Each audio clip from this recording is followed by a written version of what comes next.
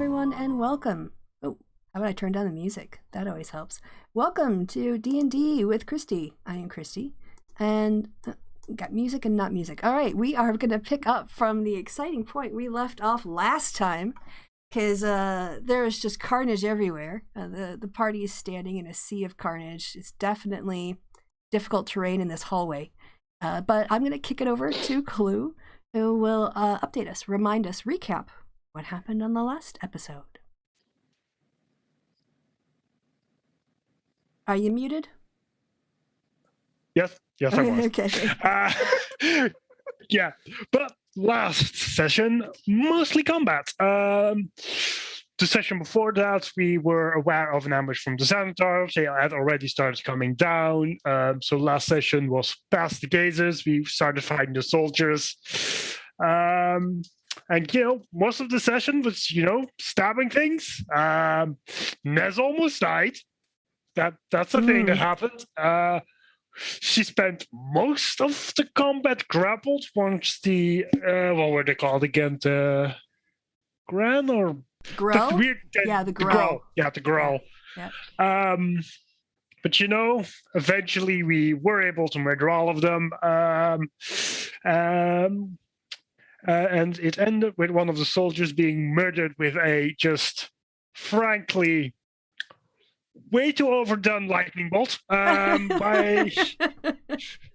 the tractor was infiltrating them. And upon that murder, the session ended. Yes. So now we're in the aftermath. Gnarl made quite the impression, and then yelled at his brother for being useless at a saloon. Speaking of said lightning bolt, that Kristi didn't realize was 100-foot line that we immediately then had to get off for. Sib, in earnest, I kind of want to get blasted by it because that's just the better narrative. I mean, that is entirely accurate, Bob. You all want to do your saving throws? I think there's a... I mean, at most we would get 24 damage, and Habara can live, and I'm pretty sure Sib has more than 24 HP. Yeah, so he just blows up the entire hall, that side of the hallway. Pretty much. How do you feel about that, Sib? Are you muted? Whatever. All right. I mean, I'm pretty sure you'll be fine because you can probably not only take it, but I'm pretty sure you'll make that saving throw unless you get a 1.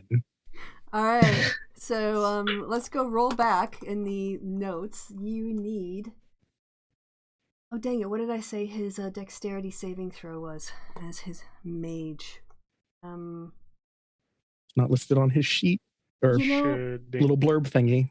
Yeah, I find that annoying because I do look on the sheet. I actually had him pulled up earlier, and I don't know where on the sheet it's meant to be because it doesn't have like a specific line. It should be. It should be in the spell casting bit of the sheet. Let me go. Spell casting. Oh yeah. All right.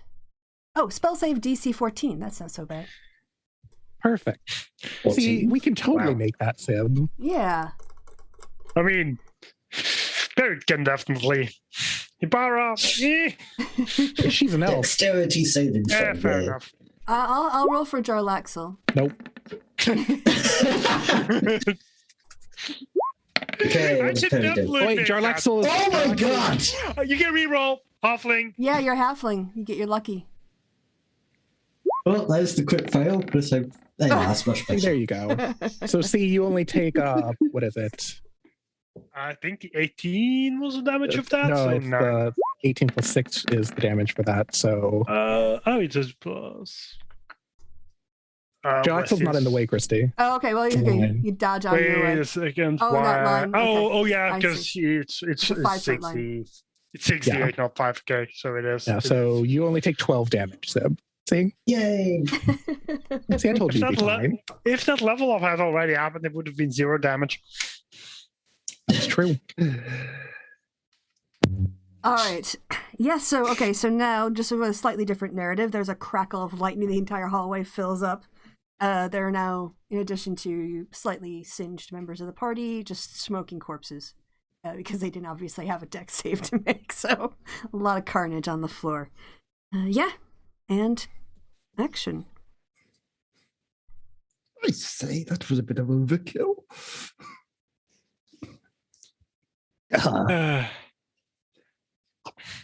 He's just gonna start speaking on the government against the new drow and just gonna go, dude, can you like not hit your allies? I mean, I know you've been on the cover for a bit, but I don't like my friends dying, you know? Sometimes you have to do a tactical attack. Sorry, no, that's not this is narrow. Sometimes you have to do a tactical attack on your own allies in order to defeat your enemies. If you're not willing to pay the price of victory, why are you even fighting? I'm assuming this is all in Undercommon. Yep. Okay. I mean, there's this thing that you can do, and it's called like stepping aside so you don't hit them. I mean, it's really not that hard. It's called positioning. You should probably be aware of it. Drow are just, I guess, tougher than tieflings.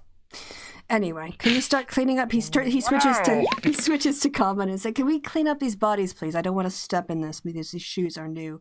And he starts casting like prestidigitation around him with a real look of disdain for all the guts and things that are on the floor around him. Wow, Mara just really are tough, aren't they? Mara hears this conversation, but wait, I have sense of smell. I don't have enhanced hearing. Yes. But she hears. Well, I don't think you can understand it anyway. Yeah, it's an undercommon. Well, she kind of could see that he's doing shit, and she just is like, "Fuck you!" And as she kind of like flips him the bird, like the rat leads away, and like just one like of her locks of hair falls to the ground. And she's like, right. "Oh well, shit. So that's gonna happen." Going bald. She's going unratty. Yes, Mara basically went unready, and then like just kind of doesn't care about the fact that she's surrounded by dead bodies, because I mean it's dead bodies and she is war. Yeah, Thalvar's just walking away, pulls out the sending stone and hops on the line to Jarvis. Can you send James along with the boys? Maybe send a couple of sacks as well. We're down at, and gives the location of where we are. You've got you've basically got the version of a dial tone. There is no reception in this vault that you can get out of the building. I mean, to be honest, I still feel like we should get bags for these things. Just like burn them, most likely. I'm not talking about for those. For the gold, man. For the gold. I mean, isn't that mostly the city's job? We were told to find this shit. We don't need to fucking hand it over to them manually. Get the open lobo over here. She has her men. Just have them carry that shit out. I suppose. Well, we should probably, clear out the corpses first. Belric will, and Saloon, and Krabeg will also start helping. Jalaxel won't get his hands dirty. He's gonna head over to the clean part of the area, but the other drow will help you kind of shift them over to one of the alcoves and out of the way. Yeah, because we're not getting these up the stairs, are we? No. It's just he's like Narrow's basically trying to clean up all the blood and guts, and then everyone else is moving corpses. I mean, if this place is gonna smell like burnt corpses, isn't it? Not much we're gonna be able to do about that, unfortunately. Unseen servant, clean up these corpses. Are you casting Unseen Servant? Yeah. Okay, so that'll help too. Just like to make the passageway less sticky. I mean, do we have anything flammable with us? Well, effectively flammable corpses. Don't burn all that well. Well, I think between like just shifting them over for the moment is enough to at least allow people to move in and out of now. Yeah, but I'm mostly thinking if we want to get the city over here to collect this gold, probably best to not have a pile of corpses just hanging around. Leads to questions. Well, you're on city business. You've been authorized to do this. Just as a reminder. I mean, we're supposed to be here, but that's if there's just like a bunch of corpses. Still suspicious? Like, As you wish. As you wish. It's your game. I'm just kind of providing some context. So. Like, I mean, we might be able to play it off because they were Xanathar. I mean, actually, can I check the Unheisted? Is it like obvious that they're Xanathar, or is it? Well, the Grell and the Gazers, especially the Gazers, really give off a lot of Xanathar vibe. And the guys, if you spend a little time, I'm not going to make you roll for it because you would find it. It's like taking a 10. Yeah, you would find emblems and like Xanathar insignia on them in some way where they could flash it or get into places. Yeah. Okay, so yeah, the city, so that we can just all city we are cleaned out some trash. So, no need to burn corpses in a poorly ventilated space. Always good. Nar will come forward when this is kind of all wrapping up, and I take it you guys would all sort of congregate in the middle area. By the way, Borak, your buddy. Oh, sorry, I was going to move Thelvar, but the Thelvar can move themselves. They are sat there now that they're just sat on the ground, like where this whole fight was happening, with a sort of a bigger pile of the gemstones that you just gave them. And they're taking each one and like wiping it off and polishing it and looking at it and sort of like licking it and then adding it to a smaller pile of cleaned and okay gemstones. So that's what Borak is doing. Do not question it. Do not question it. Not with it. Gnarl will say, well, guys. Yes, by the way, my Grell bodyguards were undoubtedly spies. I would imagine covering... Ooh, what was that? What was that? Who decided to eat their mic? Sorry, that was me. You gotta be careful with those things. The plug pulled out of the volume box. Oh, thingy. right. Okay. Yeah, and you had that weird connection for a second.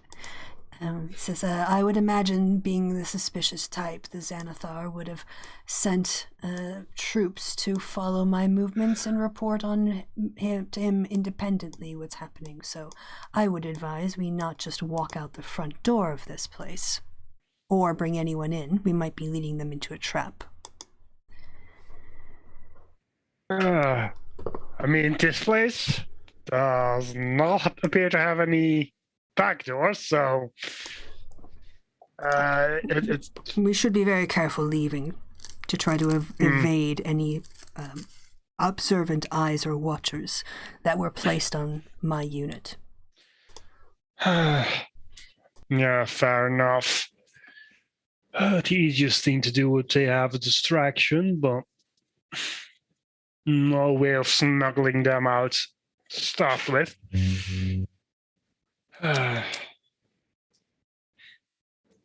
Well, any of you guys have a plan? Just gestures at the rest of the party. Well, I could send our wishes up to scout for prying eyes. Harry, do you have a dagger? A dagger? Yeah. I have a dagger. I need to borrow it for a minute. I just need to left mine at home. Uh-oh.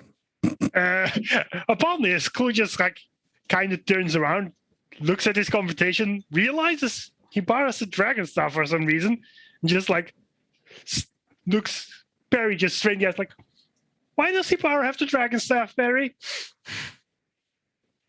I can fight or I can hold the staff. I'm pretty sure you have a bag of holding. Yeah, but that goes to our vault, and it's a pain in the ass to get things back out. Barry, if I entrust something to you, I expect you to look after it yourself.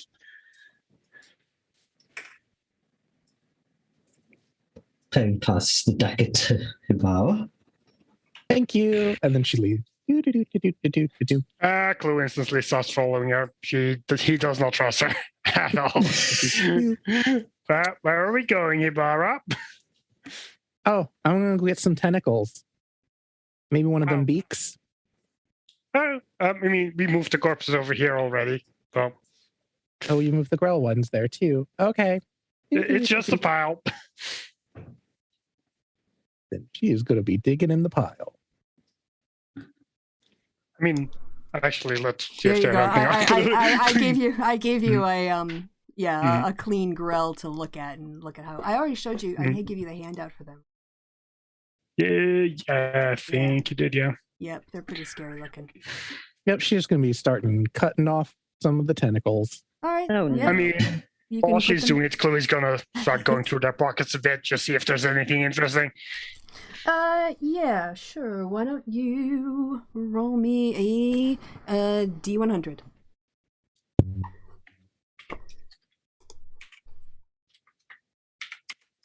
Actually, roll me 3 D100s, because there's a whole bunch of people here.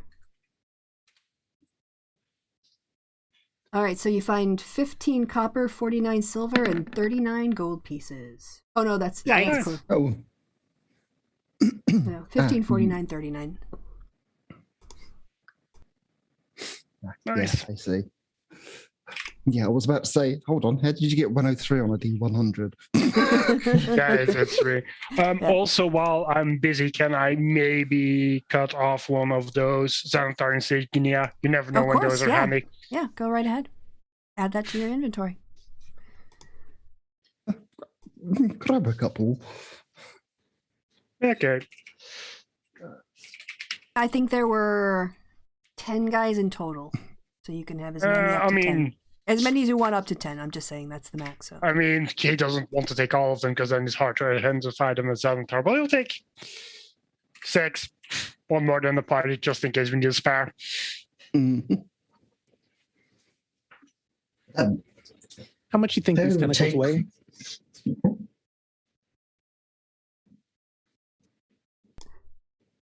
Sorry, the question was how much the grill parts weigh? Yeah, how much a tentacle weighs? Let me see. I want to see what size creature they are. So I will open up the sheet here and see. Oh, that's a veteran. Medium. Yeah. Do they have waitlisted? Well, I'm just going to look to see what size they are to get a sense of how, because they might be medium. I don't remember, but that's why I'm looking them up. Sorry. Yeah, I moved a veteran by you, but those are the grills here. Okay. So let me just check. Medium aberration. Yeah, I'd say if you were to pick up the dead weight of it, it would be somewhere over 100 pounds. But if you're just taking like parts of it, it would depend on like that. The heaviest parts would probably be the length of its tentacles. Not so much its like brain and beak. So if how much is one tentacle cut off at the quote unquote shoulder? Let's call them, I don't know. Oh God, this is like a weird thing. I'm just gonna try to do something equivalent. I have to ask because sacks only hold 30 so pounds much. of stuff. Yeah. All right, this is gonna be. It's gonna come back and haunt me one day when someone looks back at my Google history. But let me go into freaking Google and ask. Can't believe I'm saying this. How much does a human leg weigh? I feel like that's not actually... I would have looked up giant squid. But I mean, giant squid are bigger than fucking girl tentacles. These things are fucking massive. So, how long is a piece of string? I'm gonna let's call it 20 pounds each. Human male human male is average on 17 pounds 5 repeating. So let's just round it up to 20. 20 pounds each per tentacle. Yeah, I was going to say £100 for a tentacle. That's one chunky tentacle. No. 20 per. So you can do the math on that. Why not? We'll cut off 6 tentacles. Okay. You have 6 slimy tentacles in your possession now. Yep. And cutting out a beak too. Okay. Yep. It's yours.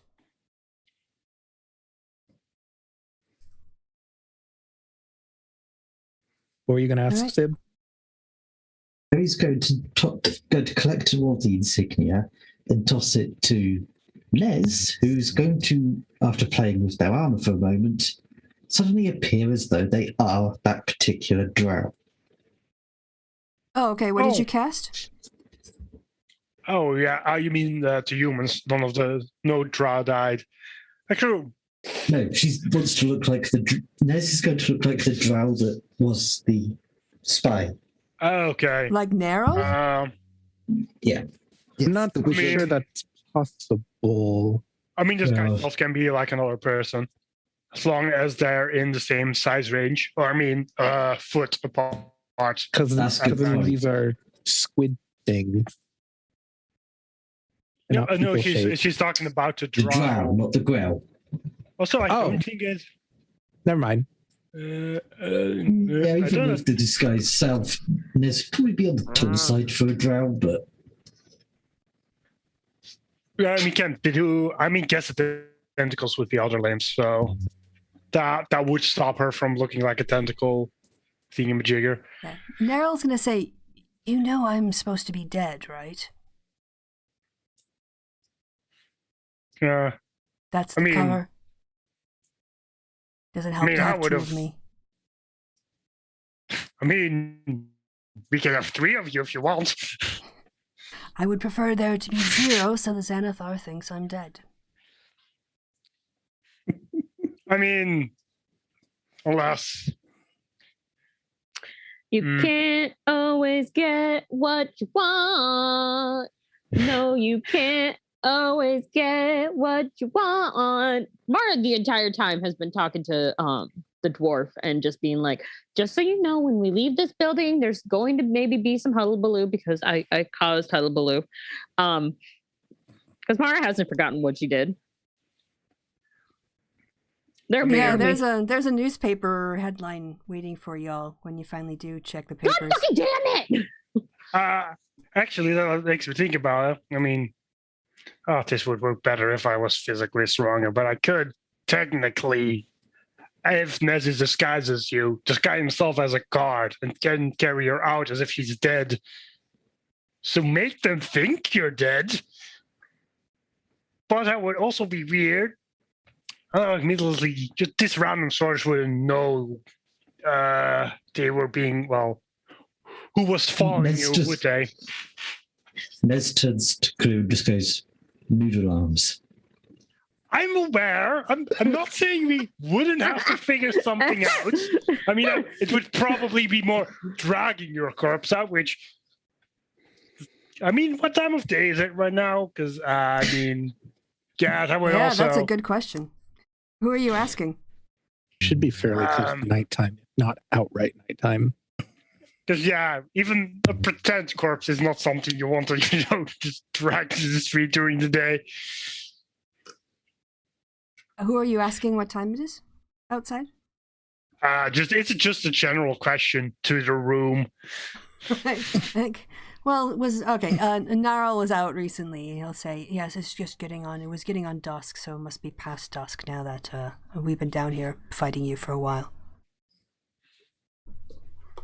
What is this? What is the plan? So Jarlaxle is actually going to go, okay, all right. Can we have a little bit of a discussion about what we're going to do now? And Renier pops up and says, yes, we really must, because I'm very keen to know how we're going to be getting the staff and the gold back to the city. Jarlaxle's like, yeah, about You don't have to worry about that. I mean, for the staff, at the very least, that's all. But for the gold, we're probably going to need to notify the city of this location so they can come pick it up themselves, because it's not the kind of shit you can just kind of move. And I'm sorry, Renier says, I'm sorry, the staff belongs to the city as well, and it might be currently attuned to Habara, but that doesn't change the fact that we have to hand it back. We're going to hand it back. It just, there's some diplomacy in how it's going to be handed back. Like, it'll get there, trust me. I like you guys a lot, but my loyalty's first and foremost to the Harpers, and this staff belongs in responsible hands of the city. I mean, we can't just let it out there. It might be picked up by somebody else. I'm sorry, you're... Renier, Mm-hmm. Venier, I get that. But to get here, to get that staff, some deals had to be made. Those deals include the staff getting to the city. Well, don't worry about that. But I wasn't part of this deal, so I need to be brought in on this deal so I can give my approval, because right now, I'm sorry, I'm going to have to take a stand. Why?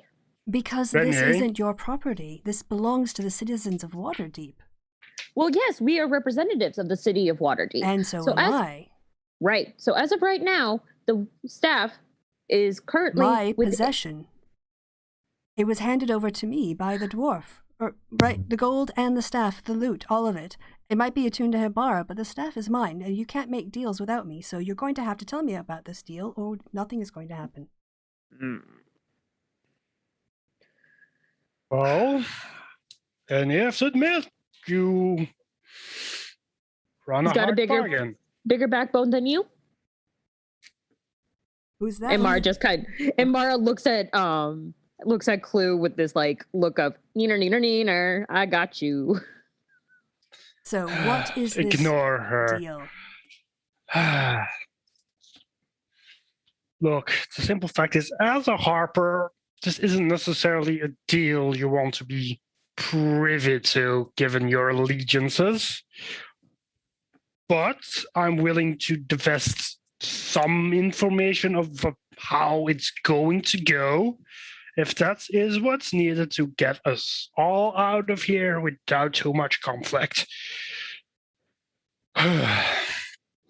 Well, as you might have noticed, there's some drow here who have their own associations with people out of town who want some more influence into general politics and would like to use the dragon staff as a gift to show their good faith towards the city for improved further negotiations, if you get what I mean.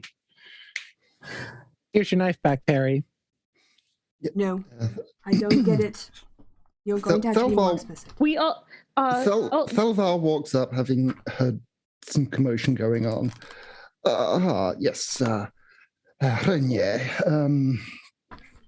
Yes, I couldn't help but overhear. Yes,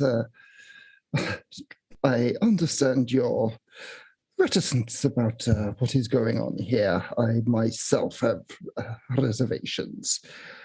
But unfortunately, there was... nothing we could do about it, unfortunately. We had the method to get the staff, but not the location. In order to get the location, we had to do a deal with our company here, who confessed to you earlier about who they actually are. They want to take credit for... retrieving the staff and returning it to the city. Without that deal, none of this would have been found. And we would have just been playing a defensive game until,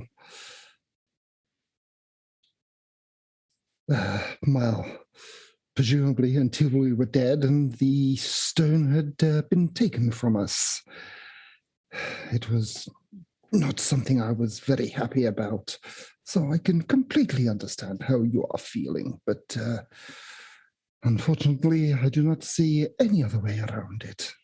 And then Mara hears Thelvar say all this, and then she pops up. Also, think of it this way. If you hand over the dragon staff, they're going to suspect that you had something to do with the dragon staff's disappearance, since, you know, it's your dad's fault that the dragon staff went poof in the first place. So if we have, say, our party members deliver the dragon staff, it looks less shady on you, more shady on your father, and everybody wins. So this is also, in, so to speak, a way to protect you from being any more connected to your father than you already have to be. Since, again, if you were to hand over the staff, you will be linked to the fact that the staff was vanished, and your father was the reason that it was vanished, and it would be bad because then they would just be like, you're in league with your father. So yeah, we're trying to protect you too. And again, I know you did this as a favor, and I know I sound like a crazy person, but I hope that makes sense. Well, my friend here said pretty long-windedly is, as a Harper, you probably understand that deals for the greater good can be complicated. So I hope you can accept that. As you're watching, Renier is pretty much stood. He doesn't look angry, but he's got his arms crossed in front of his body. And he's got a look of skepticism. His brow is a bit furrowed as you are all saying this. And Jarlaxle watches you as each of you make your case to him. He's pretty much like just letting you try first because you have the relationship with Renier. And when there's a pause in the conversation and Renier doesn't look like he's opening up at all, Jarlaxle walks up and says, now, Renier, I know that probably not somebody that you have a much high regard for. However, let me talk to you not about personalities or the politics of Waterdeep, but of what you, with the Harpers, and I can smell on the air, and that is war. His eyes dart over to you quickly, Mara, but then he returns his gaze over to Renier. Can I say something real quick? Sure. The second he says war and he looks at her, Mara goes like in a little schoolgirl kind of way, like that only like a schoolgirl who knows that she got away with shit will giggle. Mean girl giggle. There we go. That's the right word for it. Jarlaxle continues and says, let me talk to you in geopolitics, right? Because you and I both know the real threat in Luskan doesn't come from pirates. It comes from the Arcane Brotherhood. And I've been in Luskan long enough to have seen bodies wash up on the shore. Bodies, when traced back to their families, were also connected to the Harper spy network. You and I have both attempted to place people inside that organization because we both fear what it could do again to the Sword Coast. And I am telling you, you know they are growing in power. They have representatives in Neverwinter, in Waterdeep, in Baldur's Gate. And I know the Harpers well enough to know that your spies know that your father is meeting regularly with the representative in Neverwinter. So now let me ask you, if your father was interested in consolidating his power, would it make a lot of sense for him to allow the Arcane Brotherhood to ally with them and let them grow strong enough, take over Luskan, acknowledge his power in Neverwinter, and then reinstall him in the next obvious target for them to attack Waterdeep? Luskan needs to be with the Lord's Alliance as a check against the Arcane Brotherhood. And you know that this is the best way to stop what might otherwise be a situation of war of Luskan and Waterdeep against Neverwinter and the Arcane Brotherhood, or Luskan, the Arcane Brotherhood, and Neverwinter against Waterdeep. That's what's at stake here, and Lorel doesn't have the power to unilaterally push me on the council, push Luskan on the council, but this will give her cover. I don't like to blackmail people, but I am not above using leverage to force an alliance when there is so much at stake. Oh, gods, the Arcane Brotherhood are on the move again. Yes, we can tell that in Luskan. We don't want another spell plague on our hands. Yes. They are Even I've heard of that one. Actively searching for the most powerful weapons in all of Faerun. And so it wouldn't be an army of soldiers and swords. It would be an army of mages with the most powerful magic they've been able to amass for the last 5 decades. Did I hear plague? Spell plague. Plague is a plague. Not really. You say that. Renier, sort of like... Plagues don't generally bring the dead back to life. Mara goes, zombies, zombie. Please, ignore that. That's another Halloween movie for you, Yella, by the way. I mean, is that a Halloween song, or is it just vaguely mentioning zombies? It's all about zombies. Yeah, but that doesn't mean it's a Halloween song. Zombies can also just be metaphorical for something. Technically, it's not zombies at all. Zombie has absolutely nothing to do with Halloween. It has everything to do with Halloween. No, it's not. No, it's about the murder of 2 children What? in Northern Ireland by the IRA song. soldiers. Yes. Oh, sorry. I thought you just meant zombies. No, that's a sign for capitalism. Anyway, moving on. Yeah, Renier looks over at you, Thelvar, and at Perry, and says, I think I would like to speak to my compatriots alone for a moment. And he sort of motions the 2 of you to walk over to basically one of these alcoves over here. It's kind of far away. Clue is gonna tactically position himself to get a lip read in a way that is trying to be subtle, but is not necessarily all that subtle. Perry, do you follow? So, yes. Okay. Thelvar does. Yeah. All right. Gets the 2 of you over in the alcove and says, you've taken the vow to the Harpers. You know our values. What do you think? I want to ask each of you. Perry, you go first. What do you think about this deal? He hasn't betrayed us so far. He's kept his word. And Thelvar? As I said before, I entirely share your reservations. I have my own. I mean, we are dealing with the infamous pirate lord of Luskan. The scamp. But as my smart friend said, he has been a great help throughout this investigation and has had plenty of opportunity to betray us, but hasn't. He has been nothing but forthright and upfront about his plans. And really, if there was any other option, I would not have agreed to this in the first place. Is it just me, or the fact that he's keeping his word makes you more suspicious of him than less? Indeed it does, but if, as he says, the Arcane Brotherhood are making moves, that is something that will concern not just the whole Sword Coast, but all of Faerun. All right. Yes. All right, I'll let you speak for me in this instance. I'm not that interested in conceding to Jarlaxle, but I will be convinced by friends who have preyed on my, who convinced me with their words and their pledges as well. Very well. But yes, as I say, just know that I share your apprehensions. Shall we then? Yes, let's. Mara has moved on from singing zombie to singing thriller. Okay. Which has also been classified as a Halloween song. Yes, definitely. I think my standards for a Halloween song are just more strict than yours. Well, no, these, when I say they've been classified, it's called American classification. So zombie has been in the Americas been classified as as a Halloween song just solely because it talks about zombies.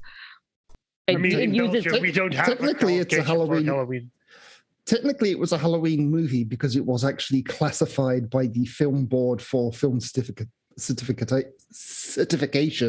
the first music video to ever do that. I did not know that. I learn something new every day, and I didn't mean to sound not so zombies. All right. Meanwhile, back to Waterdeep. So you head back to the group, and Jarlaxle turns to look at the 3 of you. Everyone's probably looking at you, if I'm honest. You're the only thing moving in the room, so. I mean, I could always disguise self, look like a wounded guard, walk out of here, maybe check if they're following me in a random direction, but I mean, if they already got eyes on this place, they would already know where we are. Gnarl looks at Hibara and says, "You're a druid, don't you? Pass without a trace or something." I mean, sure, if you want to do it the fucking boring way. Also, if they're looking at the door, that doesn't help. It just makes it more suspicious as a weird bellowing cloud of fucking shadows walks out the door. Not if I walk out the door too, singing like a crazy person. Anyway, Felvar, Perry, and Renier walk back to the group. Yeah. Jarlaxle, and it's like, Jarlaxle, as you know, I've already expressed my reservations to you. But even with those, we have agreed that we will abide by the terms of our deal.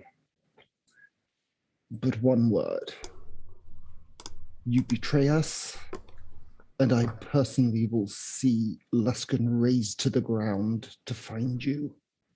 Oh, fair enough. I have no intention on betraying you. I always work with my interests, and I partner with people whose interests match mine, so there's no worry about that. Excellent. Well, I suggest we all, when we do figure out how we get out of here, that we retire to my ship. On the off chance that any of the Xanathar do follow us, we don't want them going back to your place, tracking you home, and they will have a much more difficult time attacking one of my ships than they will your tavern. I know this is a weird thing to ask, but I've already kind of fucked it up, mainly because somebody needed to do a long rest because they got hurt. Does anybody have a paper bird? And she just like, this is, she's asking the group at large. She's like, I fucked shit up and I didn't want to say anything, but now that we're kind of thinking about it, I should say something. With us right now? No, I don't think so. The closest thing we have is Silver Sending Stone, but apparently that doesn't work on the ground. Oh, that's good to know. Okay, great. All right, cool. That's fine. Everything's fine. Everything's gonna be fine. Fine. What did you do? Nothing. Don't worry about it. Everything's fine. Everything is fine. Everything will be fine. Indeed, this place must be magically shielded somehow. Well, that would explain one thing. Or, a lot of rock. Magic still has its limitations. I didn't realize rocks were like cell phones. Bar just looks at you like you're insane. Can you hear me now? No. Good.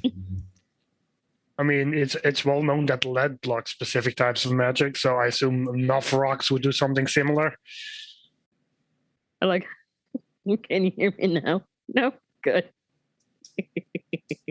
Where's now just laughing at her own jokes? I believe they work more like quantum entanglement, but yeah, we'll skip that part.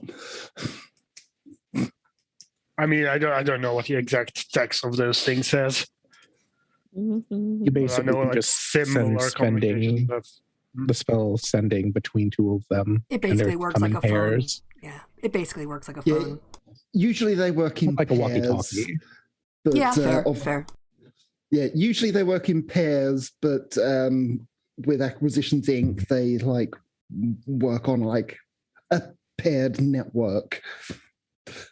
Yeah, they've been upgraded. Their network got upgraded. Like modern walkie-talkie. Yeah. Breaker 19, come on in. This is Smokey. Have you ever actually used Trucker Talk? That's table talk. Sorry, we'll keep that to after. We'll keep focused on the game. Otherwise, we're not going to get through this role play. Nope, not happening. So, well, first things first, we probably want to get out of the entire basement bit, get that door closed up top to make sure nothing, gets in here. And we have to see how we get out of the surrounding house. Jarlaxle pipes up. We could make it difficult for them by breaking up into groups of 2s and 3s and going in different directions with a common meeting point, taking different routes to there in order to see how many of them we can shake off, hopefully all of them. Mm-hmm. I mean... that sounds like a good idea, but maybe... do you have your disguise gear here? Maybe you could disguise our drow wizard friend here.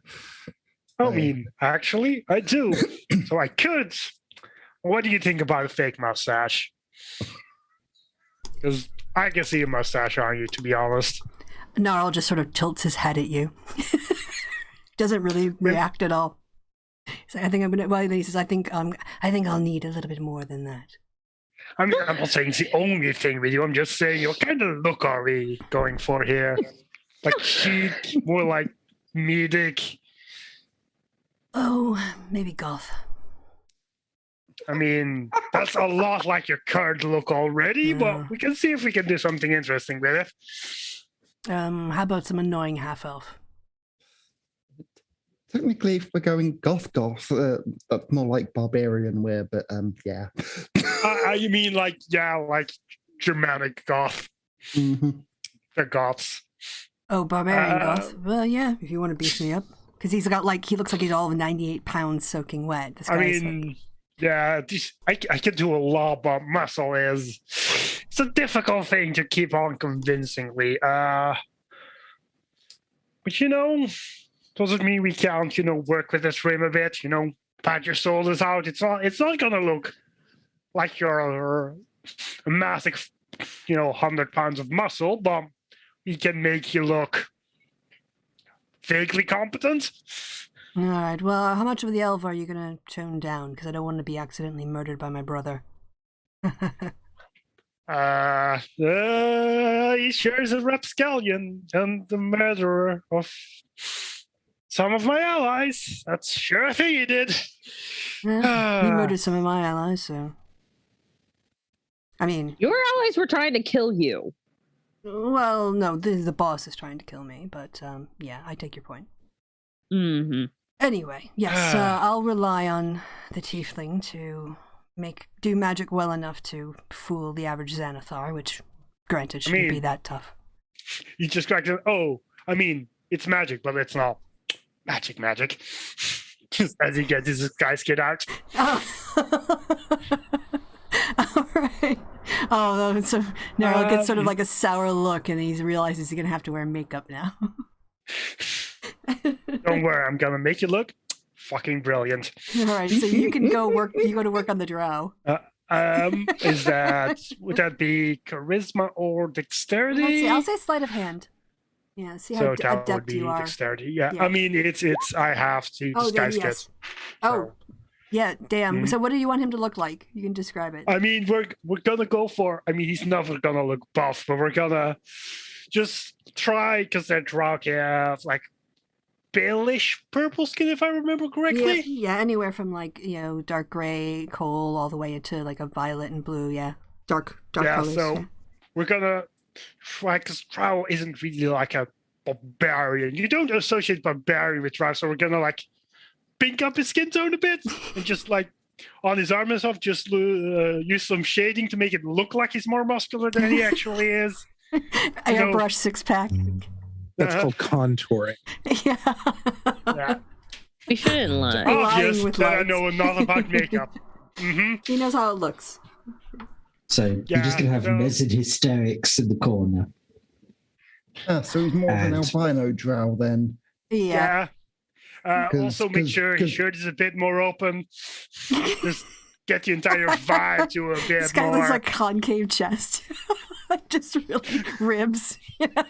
Just a concave chest just with muscle pecs just drawn on. All right, so you're giving him a mustache. Anything else? You got a wig in there? We do have an ample supply of chainmail now. All right. Mara's seeing this. Don't wear armor. So Mara sees all this and just is like, oh my god, my eyes, my virgin eyes. Oh my god, I'm dying. The lights of Gondor have been lit. I'm pretty sure disguise kits either come with wigs or they come with temporary dye. Yeah. Got to do it, I think. I mean, I have to look it up. I'm pretty sure they have wigs in them. Yeah, so. I'm sure they would. So tie all his actual hair up, so to get a cap over there, and then, I mean, what do you want? Like blonde, brunette? He's like, my god. He's like, I'm feeling a bit of a redhead today. Okay. I mean, the only redhead one I got is kind of short, but we work with what we have. All right. He's kind of getting into it now. He's like stroking his mustache. Can drow grow mustache? I don't know. I say no. Can drow grow mustache? Question for the ages. Well, I don't know about Faerun, but on Kryn, elves specifically don't grow facial hair. Yeah, that's why elves can. But I mean, also we're don't. like changing his skin color mostly, so like he doesn't look like a normal elf. So I mean, half elves I assume can grow a mustache. Like the human bit can impart the mustache genes apparently. Yeah, he kind of arranges the short haircut so it kind of covers up his ears, so it kind of comes down mid-ear. It's kind of hard to see. Well, the thing is, you could just darken his skin and make him look like a normal drow rather than an albino drow. It's done now. Because drow aren't usually light skinned; they're usually dark skinned. Right. Well, Yeah, but I'm trying to make him not look like a drow. I'm trying to make him not look like a drow. That's the point. Yeah, I think Clue's trying to go for. He's going to try to make him look more elvish or half elvish. I think that was the role. So. Either way, Mara is scarred for life. Yeah, but the thing is, currently, undisguised, he doesn't look typically drow. For a drow, he really stands out with his pale skin. Oh, but I was going to say that even though as a mage he can't wear chainmail or armor, he could do it to escape and just, not use his magic. I mean, he can't use it and fight in it, but he can wear it. Yeah. We could have put a helmet on, but that's just fucking boring. So he'll prestidigitation clean some of the guts soaked. Awful filled, armor. All right, so you've got to... Mara sees him do this and goes, "Are you afraid to get dirty? No. And she just kind of gestures at him. No, it's just that the city watch tends to notice blood and gore and then as you're going by, so I just thought to clean it up rather than look like I just murdered someone. Meh. Also, there's nothing wrong with looking presentable, Mara. Yes, he offers, you could use some. Your shoes are absolutely caked in blood. Yeah, but it's like years of caked blood. It's great. And she just kind of does a whole foot wiggle at him. Or as a fashion statement, add that to the list. All right, so your drow now looks like something else? I mean, that's what we're going for. With a 22, definitely doesn't look like a drow. Not sure what he looks like, but not a drow. Drow mage. Did you make his eyes look bigger? I mean, I can't make them physically bigger, but I guess I could accentuate them, make them pop. Some eyeliner, some kohl underneath. Mm-hmm. So he leans forward, looking for you to line his eyes. Nice. He's just gonna do this guy's makeup. I mean, he's getting into this. Yeah, he hasn't been pampered in a while. He's a drow. I mean, if you like this kind of stuff, there is a temple in town that does massages and pedicures and stuff. Real spotty. I might have to treat myself. I have been working undercover for a long time. It's stressful. Yeah. And after that kind of stuff, you just need to treat yourself, This conversation going on between Clue and then Drow. I love it. It's not a bones day, just because. I knew that this was going to be a heavy roleplay session, but having Clue and his the drow mage having a conversation about the importance of personal time, downtime, care, and not I play. I mean, Clue had to go into a role from time to time, and he gets it. It's an old ordeal. It's not always easy to get out of it. You need some time to relax. Feel yourself again. Oh, yeah, sure, so that's what we call it. Over pedicures and mani-pedi. This is almost as bad as the Theros game I played the other day. Unionized some kobold against their half-dragon overlord, who was a bit of a bully. Wait, were you were you in that game? I heard about that game. Or wait, was it a different game? Never mind. You may have heard of it, but who did you hear it from? I don't know. I heard it on TikTok where they were talking where the kobolds all righted against their overlord. Their dragon overlord. and then they opened a cobalt orphanage. No, that's not us. We haven't done that much with them yet. But yeah, we To be honest, that's the exact kind of thing we would fucking try if like a bunch of kobolds were just. I mean, if we hadn't killed them all by the time we got to the dragons, that's like actually the kind of shit we would do. There was a response, and I'm not sending you guys the video because it would give Kristi ideas how to punish us. But we've got nicely dressed up and makeup drow, so we can try and leave. Yes, you can. So what's drops disguise now? Okay. Yes. Yeah, and so what is the plan? What's happening? I mean, we're definitely gonna, go outside, make sure to lock the door to the vault itself. Then we want to probably split up into, I guess, batches of 2 or 3, figure out the direction, just kind of split off, and then like circle back to the docks in about an hour, and then go onto the boat together, most likely. Jarlaxle pipes up. He says, "I'm done with that." Is that all right with everyone else, though? Sure. Mara's like, I fucked up big time. I really don't want to have to deal with my consequences. And then we can take Habara to wherever it is that she needs to go. Yeah. Although admittedly, I assume she would just go there herself, but... She's agreed to take Felrict with her, so... Okay, fair enough. Also, by the way, can I do a quick insight on Mara just to see how much Clue knows that she's squirming? Well, not really. You're really into the conversation, yeah. Yeah. And also your work, you're finding your rhythm as an artist and really blending a lot. And, you got like doing like an Egyptian sort of kohl around the eyes and really bringing them out. Like he's got these long lashes you didn't notice before.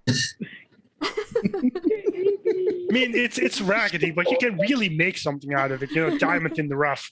Yeah, you hit your head. You hit your head on the coffee table, you stupid dog. Oh. Puppers. Sirius hit his head on the coffee table. That's why I was laughing. Poor thing. And then he came over for cuddles because he was like, "Mom, I hurt myself." Aww. Like, you kind of deserved it, though. Okay. Right. So yes, you're all set to go.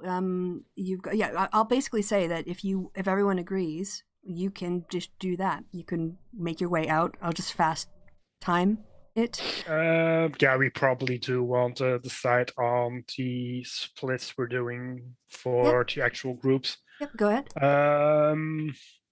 I mean, the drow probably can figure out how to split themselves up. Yeah, and it'll be group stealth, so you can think about that when you're planning your groups. Yeah, I mean, probably Perry and Clue probably want to be in 2 different teams because they are probably gonna at least like try and help other people by scouting out a bit further and stuff with their own stuff. Hibara, I mean, bastard out of trade. Yeah, Thelvar can use Aloysius to scout out. Yeah. So I think because if we, for like the main part, if Hibara goes with the people who are shit at stealth, and Clue and Perry are very likely to, just be able to make those stealth checks by themselves. So, while all of Clue's makeup has been going on, Hibara has been chatting with Elric to see all the magics he can do. Yeah. Like, the first question would have been like, so can you turn invisible? Yeah. Oh, Once a day. good. Oh, have you already done that today? Well, no, but I have used up my charges on the levitate, so I am a bit out. Oh. But I might be able to ask Narrow for some help. If we tell him what we need, he can have it brought to the boat. Oh, we don't need to go to the boat. See. See, what we should do is we should take care of my business on our way to the boat. So going to the boat directly. Oh, well, where are we going? To the docks. So, it's right there. And what's at the docks? Dragons. Did he not tell you? I'm pretty sure there aren't dragons at the docks. Oh, no, there are. You stop chewing. I mean... Well, not quite. They're just outside the harbour, but yeah. Yeah, it's like, I'm pretty sure there are dragons at the docks. What will we do when we get there? Is there going to be a boat waiting for us, or are we meeting someone? You don't need a boat when you have magic. Not you. Okay. So tell me. Mara's going with the drow, I guess? Mm-hmm. Yeah, well, Perfect. what magics will I need? I mean, it'd be helpful if you could turn invisible, walk out and get on my and be on our way on merry business before anyone else needs to do anything. Okay. But and then? After that, well, I know Joe Axel had some potions of water breathing, but I don't think I can just cast. That wasn't breathing. necessary. You don't need that, but if you'd like some, it'd be a good idea to get some. Okay, well, we can have those. Just someone fetch those and bring them to the dock and meet us there. We can make those arrangements with an arrow. Well, that's it. Okay, potions of water breathing and invisibility? Yeah. Well, invisibility for here. Oh. Get out of here. Because I might just have to stealth. Might just have to stealth. Okay. Well, I can help with that too. So yeah, potions, I guess just potions. That's all you need then. All right. Let me see what Nero can do and make sure that we're set. So he fetches it during the hour that we are trying to lose people. Okay, so Bara's going with some of the drow.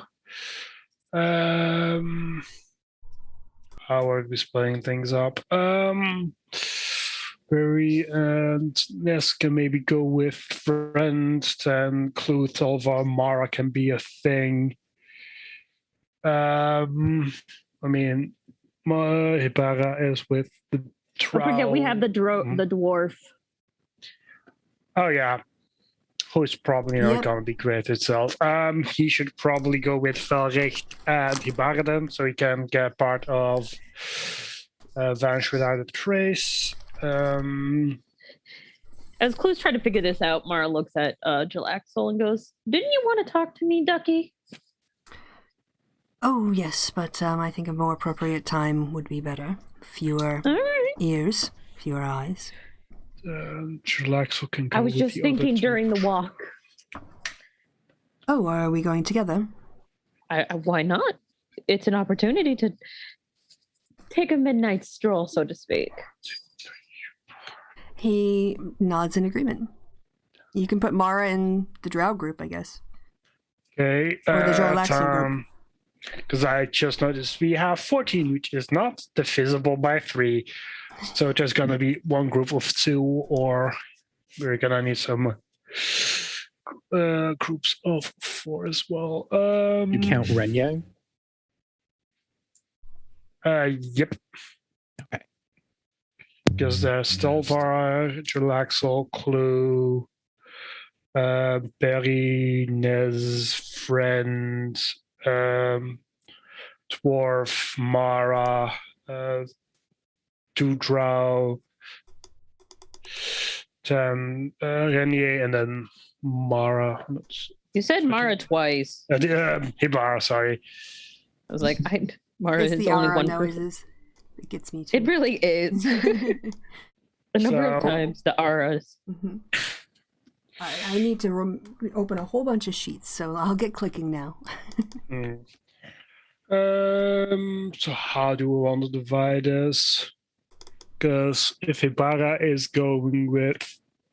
Because Mara is going with Jarlaxle, Hibara is going with Velricht, right?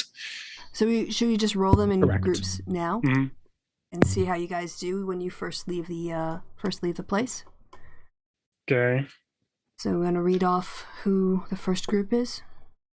I mean, what other groups we're doing again, because we probably want the. How do we want a drow with the one that's gonna get past without a trace? That's the real question. The fact that Felix is gonna be one of them, even though he's one of the ones that probably has a good deck save, is kind of annoying, but.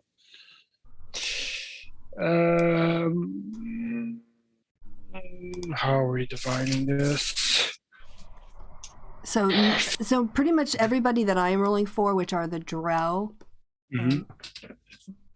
Borak, and Jarlaxle, don't suck.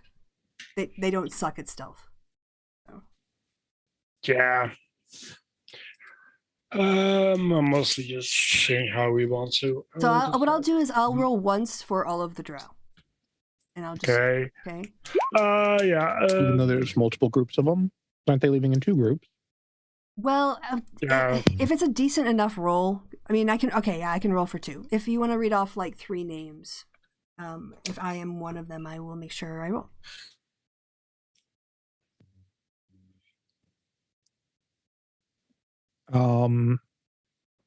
Who's going with Felric aside from Hibara?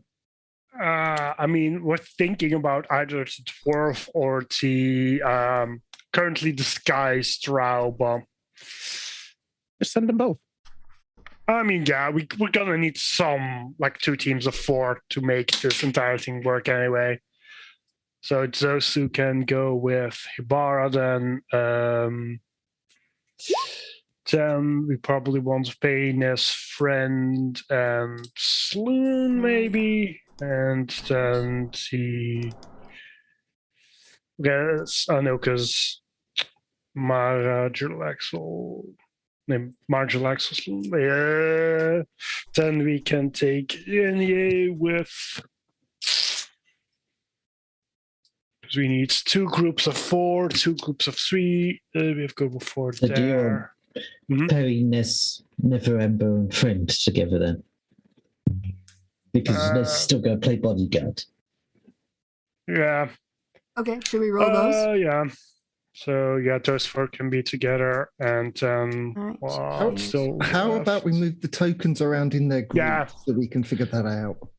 So yeah, sure. That's why I put Hibara with. There, but the thing is, we can't move a lot of these people. That's okay, I can. Because Mara is gonna be with Relaxel, that much we know. Right. Ibarra, we have the full party because he's taking to Drow, Felricht, and where's Ibarra?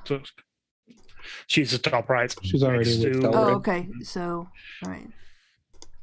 And that's also Krebig with you. Yeah, but yeah, she's not taking Krebig, she's taking the one we just disguised. Narrow. Yeah, so because they're the ones we're most worried about being discovered, and that's without trades being bullshit. So then there's Thelvar, Krebig, and Saloon. Yep.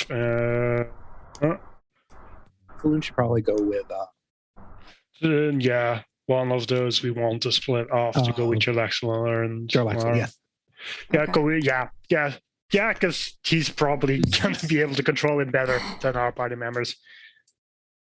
So yeah, this seems like a good split up. Okay. All right. So, who are we starting with? Who's rolling first? I mean, I just go from top to bottom. Yeah. Okay. Yeah, we'll go with these group. Before we go, pass without trace. Okay. So let's tend everyone's rolls. Also, very important to note, as we're going outside, Chloe is locking the door behind him. That thing is not staying open. Yep, and taking the black diamonds with you. Yep, okay. So it's all locked up. Yep. And also turning into a lizard and being carried by Felric. So now there's only seemingly 3 people who are basically invisible.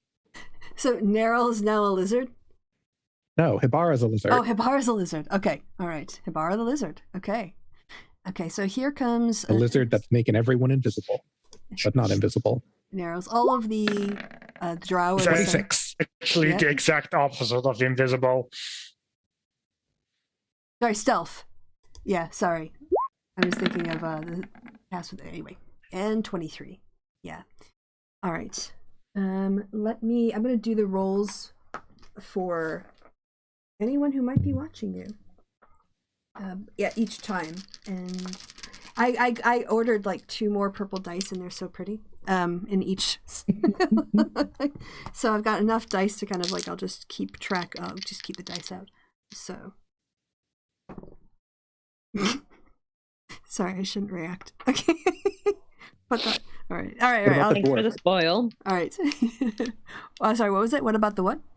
I said thanks for the spoil. Yeah. Gonna die. Oh, right. Yes, he has to roll as well. Yeah, he's pretty good.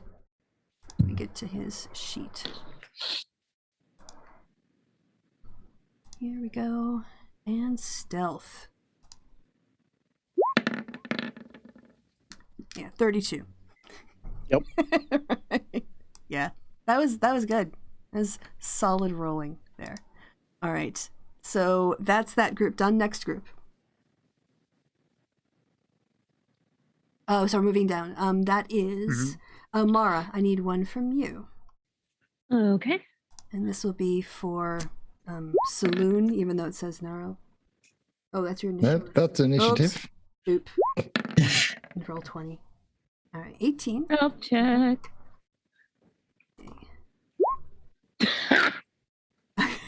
All right. Oh, Jarlaxle. All right.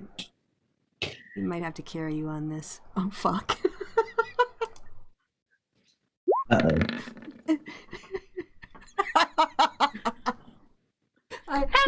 Good thing you're doing a group check. Oh my god. Jarlaxle, what the fuck is 16? The fuck? Seems like someone's got expertise. I mean, it has expertise and he's way higher level than us. Jesus. I really like playing Jarlaxle. He's fun. Are we sure he's a drow and not a dragon? All right. Jesus. So even with expertise, you need like at least like level 14 or 15 before you can get that kind of shit. Jesus. We're gonna die. Well, right. I mean, Mara might die, but that's a different story. All right, next group up is Renier, Friend, Perry, and Nez. So I need a roll from, Perry and Nez. Starting with Nez. I can roll. Hold on. This armor model wasn't taken into account because Nez will be using the stealth armor at the moment anyway. Friend. So be 16. Okay. And Renier. And Perry rolls Nice. a 29. Oh, significantly better. That's expertise. Yeah. Mara should have gone ratty. Well, gone full. I should just ridden on Jarlaxle's shoulder. All right, Yep. I'm gonna have to after. All right. I don't think that would work because it's like a small dog-sized rat in the full rat form. Or like a Mara would medium-sized dog.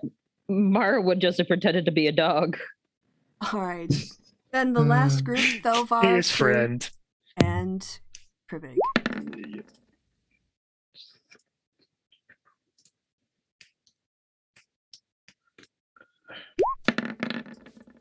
Oh, please.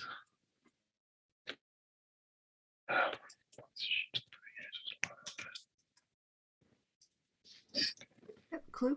My sheet's freaking out. Give me Oh. a quick second. Okay. Yeah, my sheet's freaking out. All right. Do you want to gonna- just roll a 20 and add your bonus? Sure. I don't know if the toolbar is working for you or not. Well, that's a 8 Okay. because I do have at least proficiency on that, thankfully. Alrighty, dighty. You all head off into the night. Felric in Undercommon told Nerl that he also needed some potions of invisibility or no water breathing, and then you all head out into the night. You see people around. You check, make sure that you're not being followed. You double back. You go through buildings and coming out the other side into an alley to make sure you're not being followed, and eventually all of you end up down by the docks. So at this point, what I'll say is this is what the opponents rolled in order of what they rolled it. Just because you all arrived safely and you don't think you've been followed. Because you haven't. The first Watchers got a 1. The second group got a 1. The third group got a 1. And the fourth group got a 4. What? Are we sure the dice aren't weighted? And I just rolled a 14, a 17, a 10, and a 14, so... Kristi, you roll for shit. Yeah, to your benefit. I mean, I'm not complaining, but damn. I'm complaining. There's going to be drama. Drama, I tell you. Will you stop instigating? Seriously. I'll never stop instigating. I think Mara's the one who was instigated this time. How long does it take us to get there? Or I guess more accurately would be how long do we take to get there? An hour is what we decided on. Oh, cool. All right. Yeah, and each of you make your way back to Darlaxel had described which dock his boat would be waiting at.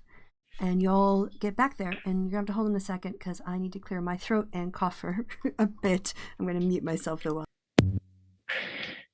Talk amongst yourselves about what you're going to do on the boat, or what you want your next steps are now that the location is secured. Darlaxel and I need to have a conversation, so please be quick. After that, we need to notify the Open Lord about us finding the vault so she can start taking out the dragons. Yep. But we might also just want to wait the night out on the boat first. Just in case anybody was following us, that we can, check that in daytime. Or making Did we want to take Renier to the boat, or do we want to send Renier home? Everybody's going to the boat. We're going to the boat to make sure nobody's following any of us. Yep. Fair enough. So probably wanna just wait the night out on the boat. Nobody's trying to kill us. Then go back onto land. Renier's not going anywhere until he knows the staff is in the hands of the city. Like, he's willing to go through with this, but he's not leaving Darlaxel's side. Yeah. Well, that's fun. So after the night on the boat, we would go to don't remember the place called, but wherever the Open Lord is, to mention that we found the vault. Well, if Renier is there waiting for the dragons, I probably need to wait for Ibarra to go and, boop the 2 dragons we're friends with. So Darlaxel can, make his move about the staff as we mentioned that we found the gold. In that case, Nez and Perry are taking a long rest if they can. We're all taking a long rest while we're on the boat, most likely. Also, because level up. I still hadn't decided on what I was going to level. I think I was just going to do Barbarian. Oh, well. So is that what people... Are people in agreement with that? Or did someone have a different suggestion? I know Mara wants to do talk with Darlaxel before we officially do the long rest. Yeah, but I'm just talking about right now, like what your plans would be going forward. Does anybody have any remarks? In the interim, Hibar would have... Actually, no. Yeah, Hibar would We're have... not skipping ahead. We're just... I want to know, we can then... Once you guys have said, okay, this is going to happen... Oh, no, yeah. Okay. Like, in the hour to get there. Oh, okay, yeah. Hibar would have indicated to not go to, the dock that Darlaxel's boat is attached to, but go to the southern dock area. Okay, so she's just going to be a no-show? What about the dwarf you're with? You don't care about him. He can go do whatever he wants. But, Hibar and Belric are going to the bottom. Yep. He's So gonna they insist split on. into two parties. He's gonna insist on going and getting his potions. He has to pick those up. Well, I thought that's what Neryl was for. Yeah, but that's where they're meeting. Neryl is with you. Yeah. Oh, sorry, I didn't realize he was with your group. Send Neryl off to go get the potion. Got it. And I then see. he'll meet back at the lower docks. Okay. All right. Got it. I forgot that he was in your group. There are so many people. Yeah. It's fine. Yeah, that's all fine then. Neryl and Barak will head back then to the main dock because it's been described. Like, they'll know where to go. So the two of you can break off and go to the southern part of the docks. So let's put like that. You're heading there. I know what. So basically, I'm going to do the Mara thing and then the Hebara thing, and then I'm just going to basically kind of say, we can fast forward to getting you all on the boat. And if there's anything you want to do in the boat, then we could do that there after Hebara gets back. So, all right. Well, let's. If so, Clue said something and then nobody objected. So does that mean people agree? That's what I want to know. I'm hearing a lot of silence and not a lot of complaining. I feel like this is how we normally play things. Okay, it would just be nice, enthusiastic consent. And Nope, you don't get that from us. Come on now. How long have you been playing our DM? You don't get enthusiastic consent. Yeah. All right. Wow. Tough. Okay. Right. So yes, Hebara and Felric are making their way down to the docks.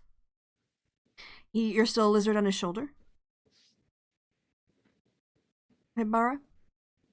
Yes. Okay. And with you as a lizard on his shoulder. And then we've got Mara and Jarlaxle are making their way, checking, the reflections in the glass of the shops to see if anyone is, following them, making right turn, then right turn, and then a right turn, and then, walking in a different direction, whatever. Yeah. And so you've got him there. You're all walking together. Is there something that you wanted to say? Yeah. What happens? No, he wanted to talk to me. He wanted to talk to War. So, like, they're finally alone, and Mara just kind of looks at him and goes, "We're alone. What you got?" I couldn't help but overhear the admission My big you made. my big dark secret. Yeah, not such a secret. People don't pay attention. Well, I'm quite interested in hearing more about it. I don't know if he kind of like looks at behind his shoulder. Said, this is the best time to have the conversation, given we need to be paying attention to making sure we're not being followed. But if you're willing to talk a bit more about your background and your aspirations, I think your services will be needed in coming years, maybe months. What are your questions? Ask me all questions. I tell you no lies. He's like, oh, quick, get into here. It's like, can we do this later? I'm a little bit making sure we don't get followed back and killed by Xanathar. Mara is completely nonchalant about it. It's like, it's not like I haven't died before kind of deal. It's like, how do you think I ended up here? So, rain check. If we must. All right, on my ship, perhaps, over dinner. Sure. You bring the scotch. And she winks at him. Any you want. All right. Mm-hmm. Okay. So Hebara. So shipping this. Stop. That's all right. I'm shipping Felric and Hebara too. Lord help me. Although I can't quite tell if that's going to be like a romantic thing or just kind of like an awkward. I don't know if Hebara gets romance. She gets loyalty. So. I mean, barely. All right, so... And also, this is all just play on Mara's part. Mara is like solely like, I know sex works. Who do you think taught frickin' Catherine the Great or frickin' Elizabeth the First? It's like, I'm not afraid. Okay. Oh, right. You're back. Good. Because I was going to do your role play. You have impeccable timing. So Hebara and Felric make their way down to the southernmost part of the docks. It is dark. It is a very cloudless night, and it is cold. So you get there, and the others, Narrow and Borak, break off earlier and go to meet the others, which they do. And the two of you end up on the dock that is where you wanted to be. Oh, I guess I can change maps. She de-lizards and turns forward and says, I assume you're going to want to wait for the water-breathing potion. Meryl got those already. That was part of what you did on the hour. Oh, okay. Yeah. Sorry. That's all right. That's what I thought when we agreed that's like why you had him there, so that he could organize that and give it to you right away. Oh, okay. Okay, yeah. All right then. So yeah. Then she de-lizards, says, all right, how good are you at swimming? So can I ask you, if you go all the way down to the harbor, like you're ending up at the misty shore we're right there? Here. Well, are the dragons out here? The dragons are here. Oh yeah, you're right. Yeah. Where the box is. You're absolutely right. My bad. Okay. This is where we should be. Okay. All right. Yeah. So, what did you say again? How good are you at swimming? Pretty good. Well, that's irrelevant.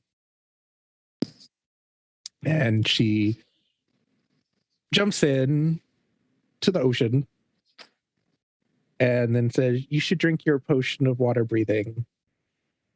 It'll just be easier that way. He drinks it. Now hop on in. Right. And then she turns into a shark. He hops in as you're turning into a shark and splashes, sort of down next to you into the water.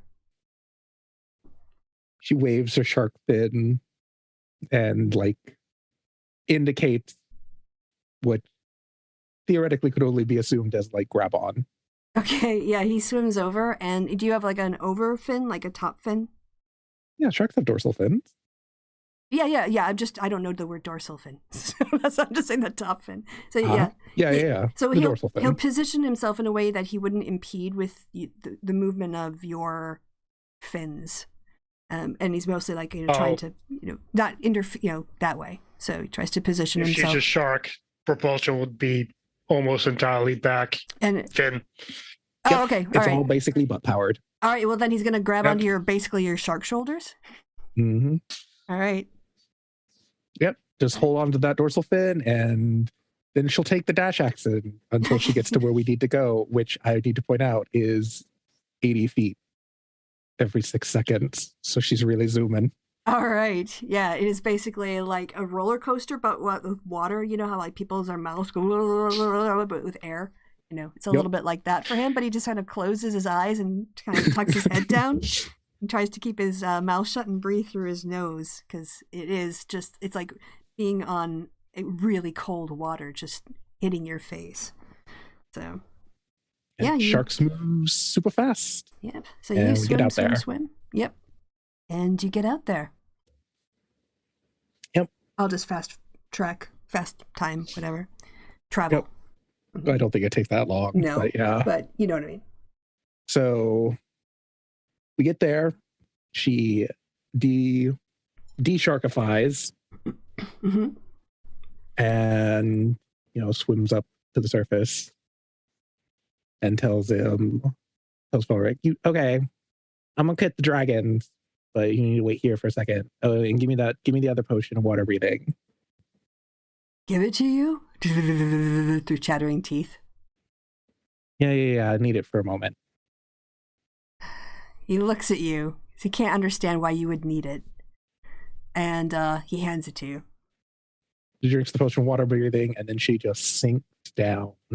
Like she did that other time, the last time she's talked to them. Okay. And then she does the same thing again, and she calls him out, being underwater. You mean you're calling out to the dragons? Yeah. Okay. This is the second time she's done this. Yep. So it takes a little while. Well, actually, no, this is the third time she's done this, because she went back and got the scales. Yeah, so it takes a few seconds, I should say. But then, Zelafarn Xanathar, comes swimming out, and he sort of sort of does a little dragon arm wave at you. She waves back, and she's like, "Yeah." Come, and she's like, "Come on into up." the cave. Oh, come into the cave. She's like, "No, you come up." Okay, he swims, and follows and also, you. where's Dabby? Davy doesn't like the water. She prefers to be out on take the surface entrance. Oh, okay. Well, would you go get her, and then meet me on the little island that we've been meeting at? Yeah, we can meet you out there. All right. She'd be excited to see you. She can tell you about her hoard. Oh, that's good. All right. So yeah, he swims back toward the cave. And Dabara swims back up. I mean, can Dabara talk in shark form? Well, she's not a shark. Oh, okay. She's just breathing underwater. Or yeah, that's why she needed underwater. the other potion of water breathing. Yep. If a shark drinks a potion of water breathing, can he breathe in the air? If only. All right, yeah, so they're going to head over to the island where you meet. And so how's Felric looking when she comes back up out of the water? He's treading water. He's looking cold. Like his lips Wait, he's still in the water? You left him by the island? Yeah. Oh, sorry, my left apologies. Him on the coast of the island. Okay, I missed that part. I just blanked that. So no, his teeth are chattering. He's still like, exercising, warming himself, doing jumping jacks when you come out of the water. Is there any like driftwood nearby? Let me look. Yeah, I'm gonna say yes. I'm looking at the coast there, and I think that there would be things that would fall in. So I'll say yeah. It's a little bit on the damp side because it's kind of wintry and cold. Things don't dry out as much and as easily when they get washed up here. But there are some bits of wood, yeah. No, she picks up a few of them. And you're outside of water. Yeah, you're also outside of Waterdeep. Yeah. Well, that doesn't matter because she can just touch things and light them on fire. Oh, true. So now they're on fire. Okay. Burning very well, but they're sputtering and drying themselves out as they, drying each other out as one burns, kind of hisses. You hear the hisses and pops as the steam escapes. And, with your magic, you're able to keep it going. And Felric, looks grateful and sticks his hand very close to the fire. And he looks really attractive with his, clingy, wet clothes. I thought you might want something to warm up with. Yes. The water is rather cold. Thank you, Habara. Ooh, this is a nice island. You come here often? Kind of. Right. I've been here before multiple times. Then you hear a screech, like a dragon call, basically. But it sounds like, Habara! There they are. Yeah, and Dabby and Xanathar, both are kind of flapped down and they kind of look for a good place to land so they don't, bother you, whatever. And they both sort of land on the rock that's there. And Dabby leans down and puts her head very close, sort of inviting you to greet her. She hugs her. Yeah, she hugs her. She gives her a big hug and nuzzles. It's like, Habara, it's so good to see you. It's been a while. It has been, and I've got such good news for you. Look at this. And she takes the staff that was strapped to her waist back area. And Dabby looks at it is hoard? No. It's better than that. Watch. And she pokes her on the nose. Dabby's like, tickles. You too, come here. Xanathar. What, in the belly? Whatever's nearest. Shoulder, belly. Arm, wing, whatever. Just poke. What's this? What's this sticky? Okay. So, you know how the people here are stupid and racist? Well, guess what? Now you can go anywhere you want. Hmm? What do you mean? You can go anywhere you want now. You're free to do as you please, as nature intended. Xanathar's like, I'm sorry, Habara. I mean, I can fly around. I can't get into Waterdeep, but I can still go lots of places. What do you mean? Oh, no. You can go into Waterdeep now. His eyes suddenly like recognition. He's like, you mean if I transformed into a human, I could get into the city? Well, I mean, you don't have to transform. You can just walk in. Oh no, I've always wanted to. Like you can just go do right no, there I've always wanted to be able to, walk around Waterdeep, and I was planning on, doing my human form in Never Emperor. I've been practicing. I'm getting older now, and I'm getting better at it. But I want to make sure it's perfect. But if I can get into Waterdeep, that means I can come and visit you. That's right, and you can visit Mara. He misses the two of you. Oh, wow, this is amazing, Habara. I mean, I think Dabby's probably a little too young to be able to really work a power where she would be able to get into the city, and I think she doesn't want to... she can just walk in by herself now. I don't know, I and like Dabby, it out here. It also means you can go and visit the farm people in just a straight line. You don't have to walk, you don't have to fly around the city and take forever. You can just go straight there now. Until somebody shoots you down. Hush, you. Hush. Stop talking bad about my babies. I'm not talking bad about your babies. I'm just saying if you fly over a city as a dragon, they might shoot you.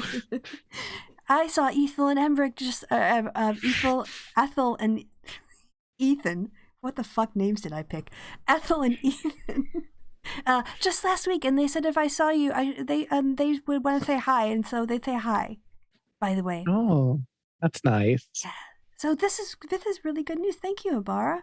I don't know if I'm ready for the city yet. I kind of like being a bit more on my own, and I really like getting back to my family. But Xanathar talks about being a human all the time, so I think he's going to be really excited, especially Waterdeep, because he never dreamed he could ever enter there. You granted him like a lifelong wish. You're a good friend. Well, that's good. And speaking of your family, I know that you lost some of them because they're dead. That green dragon. But yeah, if we find any other one, I have it so that I can make them able to go into Waterdeep as well. Oh, my family? Like we can have a holiday? Everyone's family. Yes.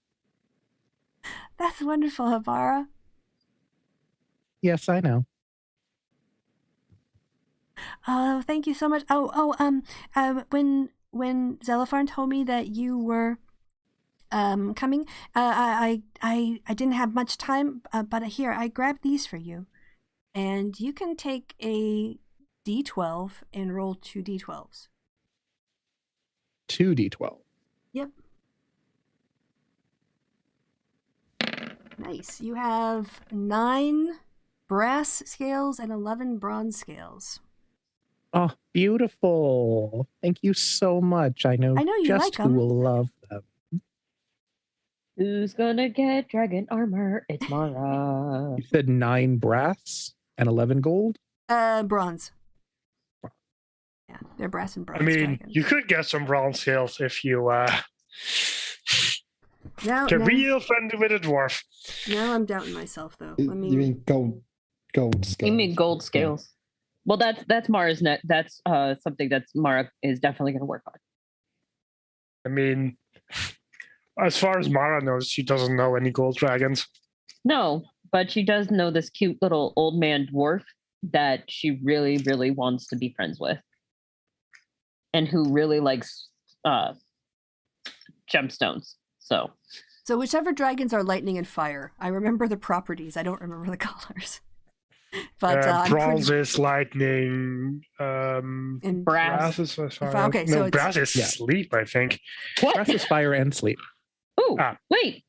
Wait, hold on. You have fire ones and also some lightning ones. I thought you had. I haven't attuned to the boots. You can only. Also, you can only wear one set of gloves. Yeah, at a time. But they were boots, not gloves. No, they were gloves. Yeah, I think they've only made gloves. Yeah, because there's only been a limited number of scale material to work with. Darn it! And you get enough to cover a hand. You damage them picking up the acidic stuff. Well, right. That we went ahead and repaired my my fire gloves. But what did we have made with the? No, there were 2 gloves. We also have lightning gloves. We have fire gloves and lightning gloves. But you're. Oh right, and I asked if we could do if Mara could wear one of each. And no. I think the DM ruled no. I was not allowed to do that. That's the mechanics. Yeah, but you can give one away to your party, one set to your party members. So share the wealth, or swap them out. But you'll have to like declare every day which gloves you're wearing, which is a massive pain. So no. Mara just needs a different set of like maybe. Also, if there are attunements, you need to like unattune and reattune for an hour every morning just to change gloves. Yeah, that would suck. And it would count as 2 attunements, so you'd only have one other attunement left. Any kind of magical item. So I mean, if you disattune, you lose that attunement. So I mean, if you could technically use 2 attunements and only be wearing one at a time. But that's also inconvenient. So you get a grand total of 3, right? Yeah. But I think it's with 2 gloves. It doesn't make sense. Yeah, like I mean, whatever you all decide. Oh no, I was thinking of different items of clothing. So, okay, well, I think we're talking about the gloves, not the scales right now. So yeah. All right. So anyway, yes. Is there anything else that Hibara wanted to do with Dabby or Xanathar before? She After getting the scale, she also say, so Davy, I know you're not old enough to transmogrify yourself yet. Mm-hmm. So if you ever come into town and you land on our business, I'm sure Xanathar will show you the way eventually. Just be careful and maybe don't land on our roof because that's dangerous. Okay, your roof is dangerous. Yes. But next door is okay. Next door should be perfectly fine. Okay. I don't think they've put anything there. All right. Okay. All right. I'll try to remember that. It's not too much to remember. I think I'll remember it. I think it'll be okay. Even if our roof looks pretty during the springtime. It's not dangerous. Good. Dangerous. All right. Okay. Got it. Like green dragons. Yes. Okay. Got it. All right, it's good to see you again, Hibara. And she leans in for a hug, and so does Xanathar. Yep, and she hugs them both. I'm so glad that everything now is right. Hey, Hibara, Xanathar says. You want to ride back to the city? Well... I really want to say yes, but would it be okay if you were to give me and my friend here a ride over to the ship that we need to go to? Yeah, sure. You just point the way. Perfect. Come on, Felric, get on this dragon.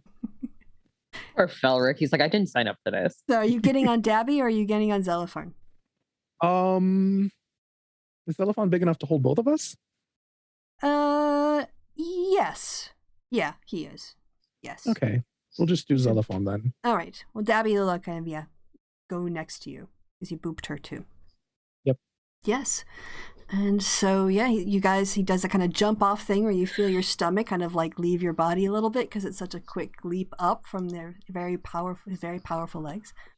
But then he rises up in the air, and it is cold. I mean, it is cold, but it is stunning because of the cloudless sky. The moon, it's not quite full, thankfully for Mara yet, but it is getting close to full. And as a consequence, not only can you see Waterdeep, you can see into the vast beyonds, and it's just an absolutely stunning sight with the wind rushing in your ears so loud you can't hear anything but the rush of the wind, but there's nothing for it. And as you circle around the harbor, you make out the cluster of 3 ships that you recognize as the Heartbreaker, the Eyecatcher, and the other one. I can't remember off the top of my head. It's just called the other one now. It's just, it's official. Heartbreaker is the main one, right? Eyecatcher, the heart. Yes, correct. And Hellraiser. That's the third one. The third, yes, and so you point down, and Xanathar sort of like starts to swoop, and he's looking for a place to really get so much perch. But what he can do is try to maintain actually, he bumps up and down a lot. So he's like, yes, how do you want to get down, Hibara? Do you want to jump? If you have a rope, I can hold it in my teeth while you slide down, and I'll drop it back down after you. Wait. How high is he asking this up for? Well, he's having to hover, right now he's sort of like circling like a plane, not knowing where to land. And so he can he could swoop down if you wanted to. He could swoop down on the deck, and y'all could just make a dex roll for it. Yeah. All right. That is exactly what she wants to do. So the rest of you start to hear people yelling on the boat and pointing. And as you walk over to where everyone is pointing outside on this cold, very getting frosty night, you see 2 dragons with 2 figures on the backs of them, lying in the harbor. And as you watch, they sort of circle for a while, and then the larger of the 2 makes a final like lazy circle, and then just dips his head, and his whole body follows, and he comes, not dive bombing because he doesn't want to go too fast, but a controlled fall, shall we say, right to the deck of your ship. And as he swoops down to do the flyby, Felric and Mara are going to need to do dex saving throws. I'm going to have to go back to the vault and get Felric's sheet up again. Wait, Delvar? Felric. Oh, okay. I was like, wait, why do I have to do with dex save? I was like, I'm confused. No, I was just probably misspeaking. I'll even use his own sheet because... thank God that was an initiative. Because I haven't even opened the sheet yet. All right. Come on, pup. Oh. Right, here we go. Oh, Hibara. Oh, okay. Actually, as she is falling, can Clue maybe see that this is going wrong and try and catch her? Yeah, you can go ahead and do an athletics or an acrobatics to try to get in the way and see if you can... Definitely doing acrobatics in that case. Okay, go ahead and roll that. No, but you kind of landed underneath her. Down together, yeah. Basically, you soften her landing. He just like smacks into him as he just fucking floors and goes to the floor as well. Felric doesn't do much better. I'm gonna be honest. Everyone's rolling shit. Yeah, it was gonna be this moment of cool, but in the end, nope. This is perfect. You land on the deck, and y'all are standing there looking at these. Elf and a drow. Being brought up is by a big dragons. word. Who is very much under Hibara at this point. Yeah, I feel like they're both just sort of laying there. Just like, woo! So, your trip went well, I see. Yep. And she gets up. She goes, where's Derlaxel? Think he's off with Mara somewhere, Yeah, I think he was pouring Mara a scotch. I don't know if Mara left the cabin or not, but that's what he was doing. We haven't had our conversation yet, so I don't know why. No, you had the conversation. He just offered you a scotch because you said scotch before. Yeah, but while we're having the conversation. Okay, so anyway, he's back in his cabin. He kind of suspected what you were going to do with the dragon, so he wasn't too surprised. Actually, I think you told him, so. She literally did. Mm-hmm. No, he didn't go back. He's like, oh, those are the dragons. Okay. Oh, they're pretty. And she's like, so... Oh, everybody knows where the dragons are now. Mm-hmm. But are we staying... We're staying here, right? Until next morning, yeah. Also, kind of just looks at this fucking dragon flying around. You told them to be subtle about the entire entering Waterdeep thing, right? Because if that flies over the city, somebody's gonna fucking shoot it down.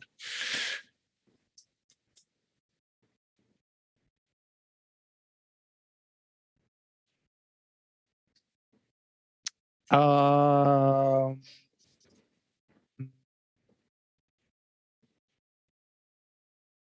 on a minute. Okay, not a great sign. She goes to where Jarlaxle's room is and knocks on the door. Yes, come. Slowly peeks in. Oh, Hibara. Lovely to see you. Your hair is wet. And blown drying. But still a little Looks bit damp. around. Oh, okay. Oh, Mara was going to be here. No, I offered her scotch. She walked away. Well, anyway. So, here's your staff you wanted. Although, she holds it back slightly. Remember how I said that I'd want to use it in the future, probably? Yes. Okay. Well, you see, I'm not really sure what the spell was, but my mother, she would always, she never carried around bags or anything. She would just, and then everything she'd want would just appear in her hands whenever she needed it. And nice I talent. don't think it's probably her own twist on a spell that's fairly common or whatever that other people would know because she was always that. But you've got wizards who work for you, right? Mm-hmm. Quite a few. Yeah. So what I do know is that everything that she'd want, she'd put a little mark on it. And then that would let her snap her fingers and summon it. Clever. So, but I don't know what the spell is. But you've got wizards. So if you could figure that out, could you maybe stick a little mark right here or somewhere? And she points inside the upper bit of the open little tiny dragon's mouth. Yeah. So it's not really noticeable before you hand it off. And then pass you the symbol. For or future you use. could keep the symbol and I'd just come see you, whatever. Oh. However you want to do it. I like your thinking, Hibara. I'm impressed. Okay. Anyway, here's your stuff. I gotta go right back. And she leaves. It's like, these are the women I've chosen to align myself with. They're a bunch of crazy pants. Yeah. All right. He's gonna get up and go find Nero. So, back on the deck, are the dragons still there? Oh no, they kind of swooped down and they yelled bye because they were gonna just drop you off. So, okay. Did you want to say something to them before they dropped you on the deck?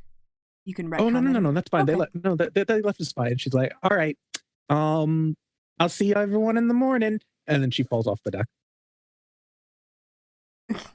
Oh fucking damn it, Hibara. Guys, I'm going to fucking sleep. Jesus fucking Christ. All right.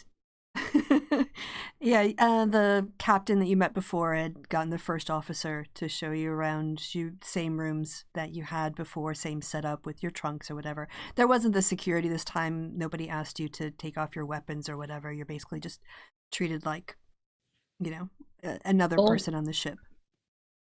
Okay. That's always how I like it. All right. Yeah, so if you can go to bed, Clue. Does anyone else want to do anything before the evening is over? Well, I mean, Hibara is currently about to be a shark in the ocean again. Yeah, so how long, because I know you had a long rest, and then you did a lizard, and then you did a shark. Well, she took a short rest. She took a short rest as a lizard, because that was an hour. Oh, okay. Yeah, you didn't say that out loud. So, yeah, you didn't say that I didn't think I out need loud. to be called out on it, but yeah. Well, I just know how druids work, so I know you only have so many wild shapes per day. Yeah. This is her last wild shape, which is why she said she'll see everyone in the morning. Okay, and at what level druid? So it's half the number of hours of your total. How many you can stay? 3 hours. Yeah. 2.5 hours currently, but okay. Yeah, it'll be 3 hours on level up. Yeah. Okay. But not that matters, because she's just going to go be a shark and bum it on this island until tomorrow. Okay. All right. Anyone else doing anything before bed? She is. The reason why she's going back to the island is because she's going to relay the message to the dragons of maybe don't walk on in all crazy like, because the people are terrible and they'll shoot you. Oh, you want to get that message out to them? Yeah. I think she did not think of herself, apparently. Oh no, and she's explicitly stating Clue told me to tell you this. Okay. That all happens. Mara is looking for a paper bird to be like, I'm sorry, I fucked up. Yeah, actually, when you are looking around for paper birds, you find that someone from the crew brought back a copy of the Waterdeep Wazoo, and there's a front page story with a drawing of Renier and the woman y'all rescued. And the headline is the son picking up where the father left off? Fuck! Mara sees this, goes, motherfucker, son of a bitch. This is what I get for taking a long rest. I should never have taken a long rest. Fuck me, so fuck. But Renier hasn't asked you about it yet. All right. So, you know what? Renier doesn't think it's my fault. Cool. Well, I mean, has he seen it yet? I mean, it is just a newspaper. Guys have been pretty busy. The newspaper. I know, right? We have been. You were digging around for stuff, you were looking for paper birds, which go ahead and roll me an investigation. See how good you are at digging around a Jarlaxle's private desk. Oh, I'm in his private study. Awesome. Well, who else would have the paper birds? Sure. I find nothing. No. That's not. Yeah. Oh, wait, that's intimidation. Yeah. Sorry. Well, I intimidate nobody. Oh, yeah. I'm gonna say you do. You find 2 paper birds. Awesome. Mara goes ahead and writes one to the newspaper, going, lovely story. I love the front page. We finally were able to get out. If you want the truth, come to the Ye Old Haunt tomorrow at noon, and I will give you the rest of the story. And she sends that off. And then she sends another one to Jarvis saying, hey, I may or may not have fucked up. If a reporter comes by and I'm not there, distract until I get there. Don't let her. And then and it's like Mara, but also it has the tail end that says war at the bottom. But then then there's a postscript. Isn't Renier on the boat with us? Yes. Mm-hmm. Yes, he is. That's why I asked if he had seen the paper or not. But I'm looking for it. But then Mara puts P.S. Do not let her leave, and sends the paper bird. Okay. What's your passive perception? Me? Yeah. 15. All right.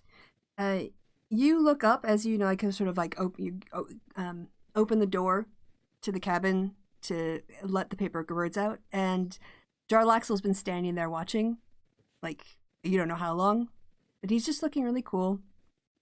As you open the door and looks down at the paper birds and just, hey, my place is your place, whatever you need. Do you want to have that talk now? I'm tired. Mara, I want to do this properly. Let's I like making you wait. Have a good night. And he gives you a bow. And then he Viggo Mortens his way down the hallway and leaves. She watches him leave, and she tried to keep a straight face, but she was cracking. She was just, and as he leaves, he could probably hear her go,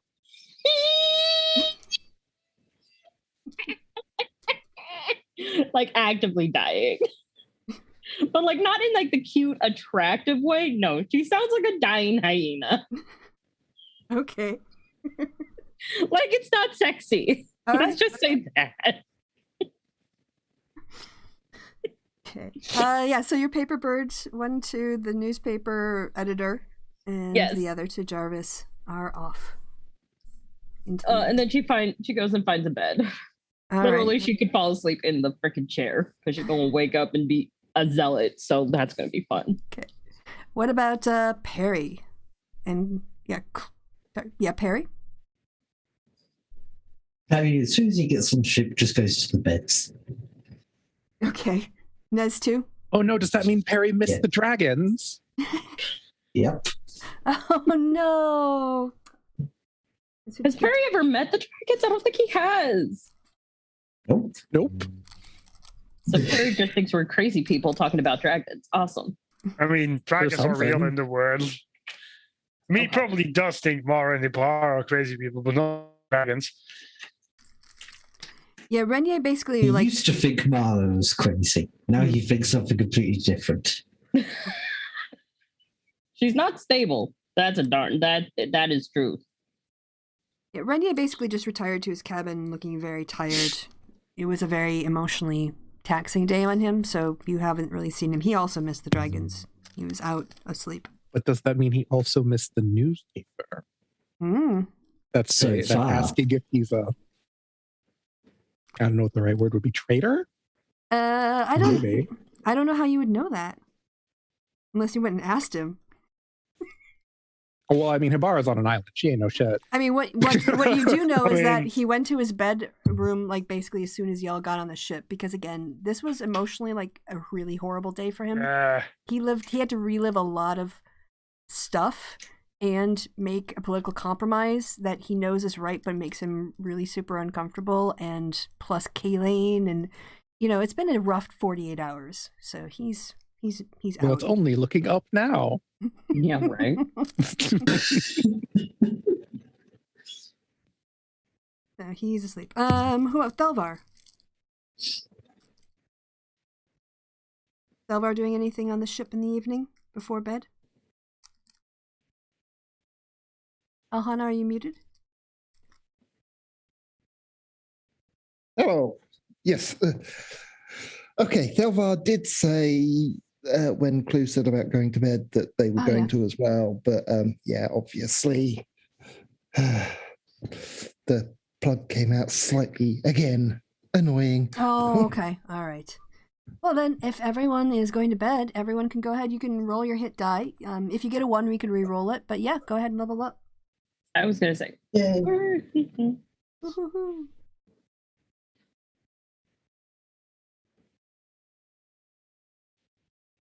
And then the quiet part. Yeah, I mean, you can roll your hit dice in your I already did it between sessions. Already leveled up between sessions, so Chloe's better at talking now.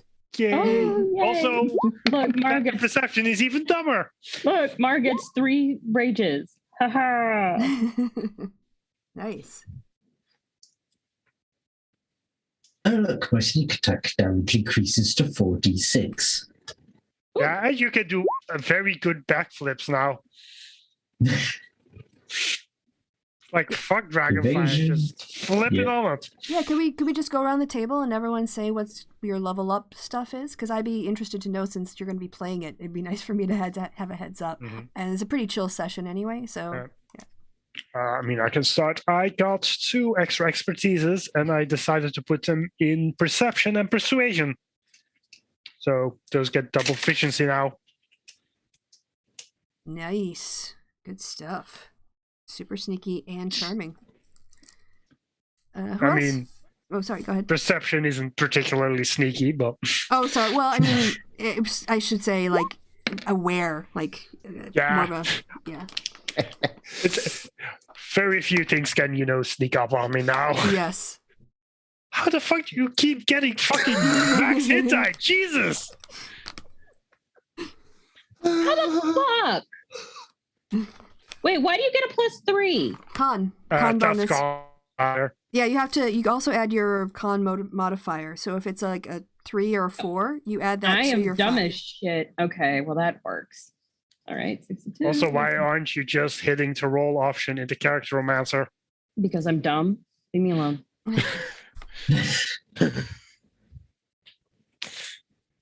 Yeah, going on to yes. What did you do, Mara? You've got 3 rages now.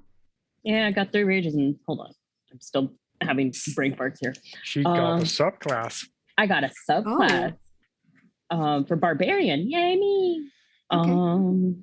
Where'd it go? Where did it go? I'm gonna go zealot. Mm-hmm. Nice. Which is silly. It's so much fun. It's ridiculous. I mean, 3 reses. Yeah. Oh, stop. Basically, while I'm raging, the first person I hit, with any kind of a weapon, takes extra damage equal to 1d6 and half my barbarian level. Yeah, guaranteed damage. Rounded up or rounded down? I think it's always rounded down on the rounds. Which is fine, which is just 1. And then there's also extra damage is necrotic or radiant. It's probably going to be radiant because I am. Yeah. I mean, technically, you have to choose that on level up. I think it's not at will choice, if I remember correctly. It's based on if you're based on the god. Yeah, your alignment. It's just you say it's necrotic or it's radiant. No, on this one you declare it. No, you declare it. No, it's not. Yeah, I mean when you declare it when you get the feature. Yes. You choose the type of damage. It's always necrotic, always radiant. Exactly. Yeah, you basically get to choose the damage when you choose this feature. My soul is marked for endless battle. So like it so if like raised dead has decided there's no hold on. It's any resurrection spell has no restoring you to life, but not undeath. The caster doesn't need material components. Yeah, it's any res spell is free for material components. Basically, I just get Divine Fury. Warrior of the Gods is kind of meh. I mean, it's actually pretty good because it means you can just do dumb shit. This is very true, but I do dumb shit already, so that's fine.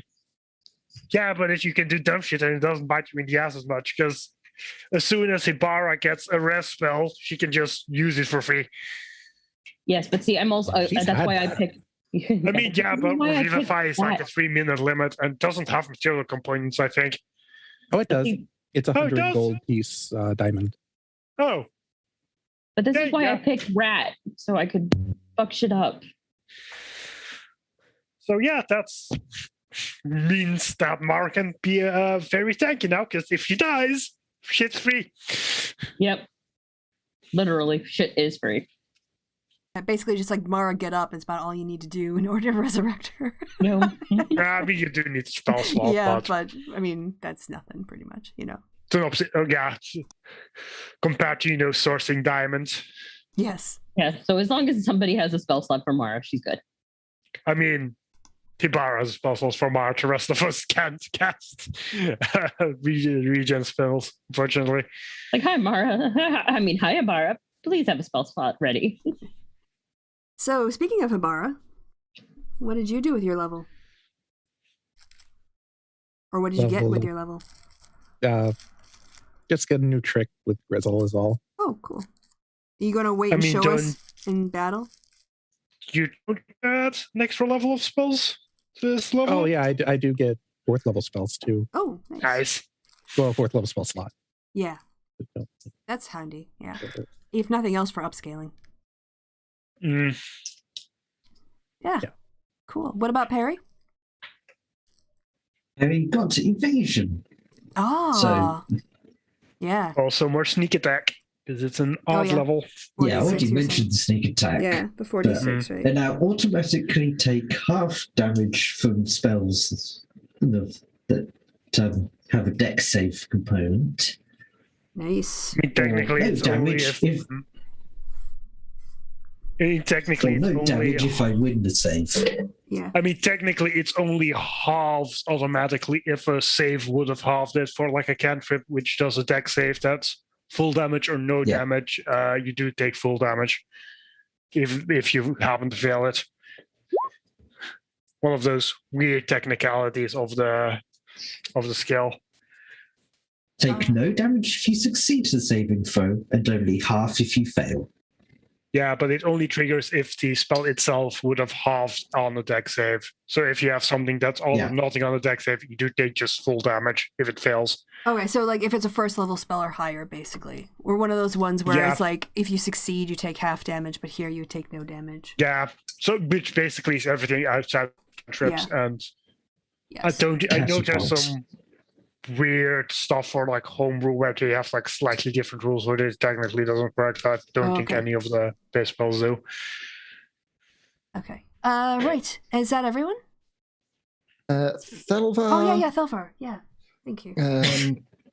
Got an extra arcane point, an extra level 3 spell slot, which took the spell Misty Step. Good one. And that. Elemental weapon. And 5 points from your pool to transform. Oh, non-magical into magical weapon. That's handy. Well, I can turn it into a magical weapon cheaper than that, but it also gives it the elemental damage. Yeah, I mean, it's already a magical weapon. It's already +1. Yeah, so, and then so it's concentration based? For the duration of concentration up to an hour? Okay. All right.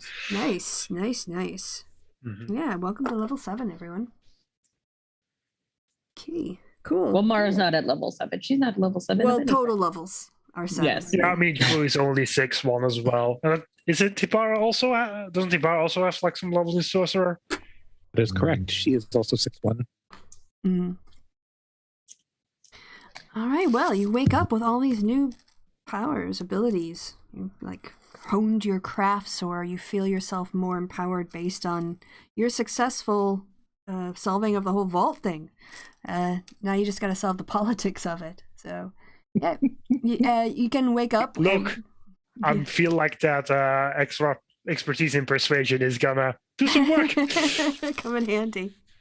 Yeah, you all can wake up as you want. It's a darker morning now because it's getting to be closer to winter. There's the gentle rocking of the ship in the waves of the harbor, even if it's there's still waves in there, even if it's not all the way out on the ocean. And when you get up, you can have your morning toilette, and when you head to the captain's, the main area, the dining area, there is a continental cold breakfast, boiled eggs, breads that you can toast, jams, butters, other bakeries, cereals, whatnot. And yeah, it's pretty empty because the rest of the crew got up, before dawn to start organizing stuff, and you hear people going about their day, doing their things, whatever Jarlaxle's crew gets up to when he's not hanging out with you. So what do y'all, want to do now? What's the plan?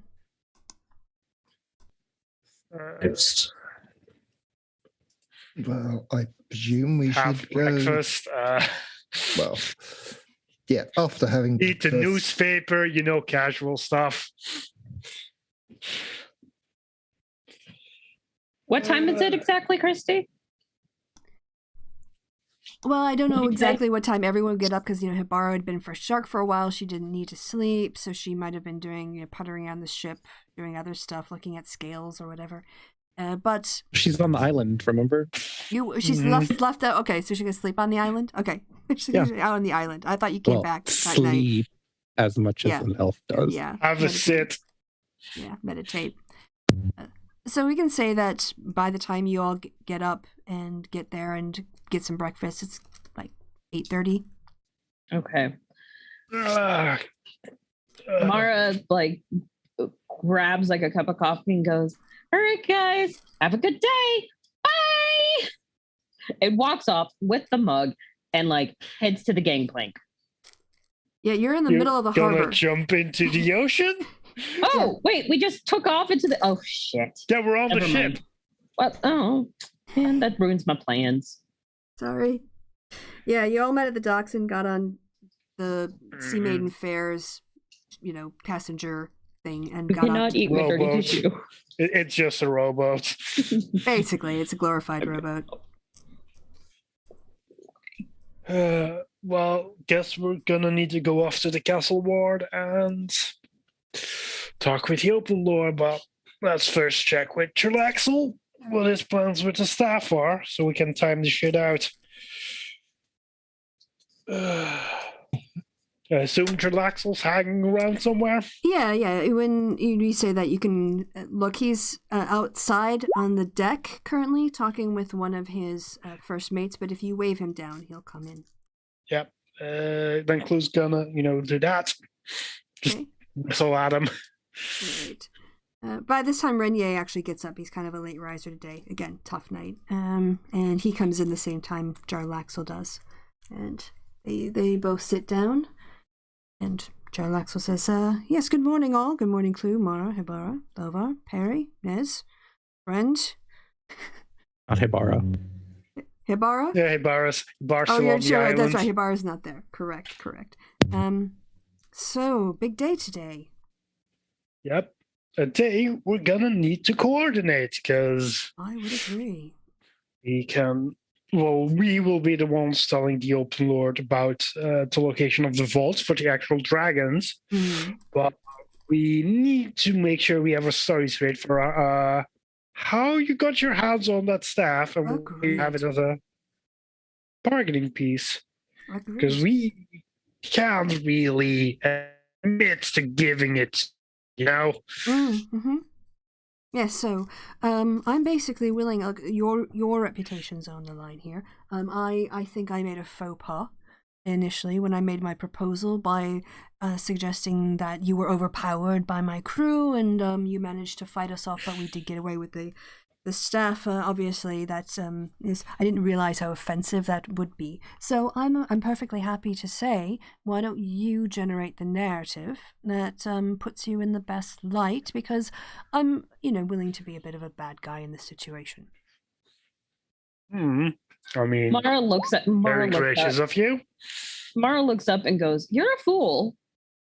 You don't need to be the bad guy in all of this at all. Well, If we play our cards right, you come out looking just as shiny as we do." yes. I don't know. Stop to explain. I got the staff away from you. Yeah.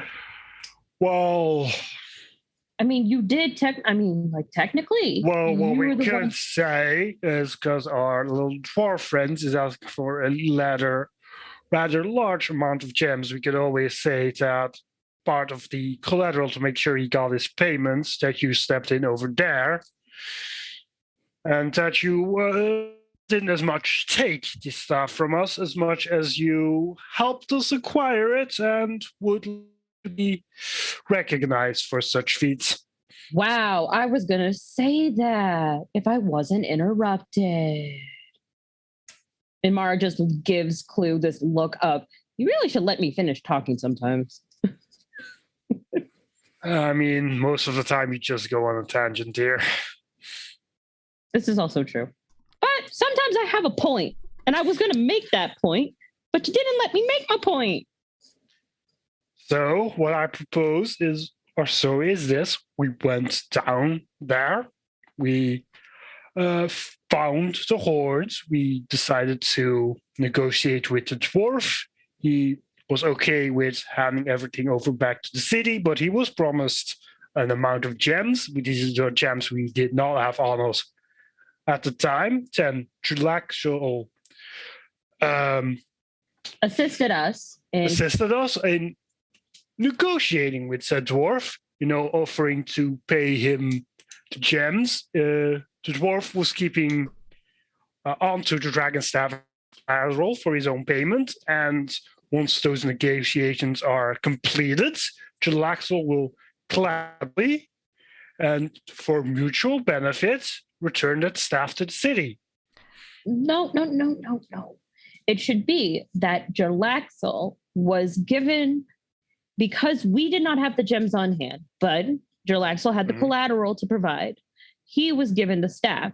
He is able to give the staff to the city. because it was given to him by the dwarf that was protecting it. Look, if it'll help, I'll even throw in the gemstones. I think I can probably scrape together 10,000 gold pieces worth. Oh, look at you. You're so delightfully... delightful. He just smiles and looks down a little bit. But you're really bad at politics. Well, you're good at negotiating me into donating $10,000 to a dwarf. Yes, but I see the logic. He's also a very nice dwarf. Oh, it's fine. It's fine. Look, this is all worth it to me. I 10,000 gold pieces of gemstones is fine. But what I'm bargaining for. All right, well, if you can convince Renier to tell the same story. Blue, you want to give me a persuasion roll?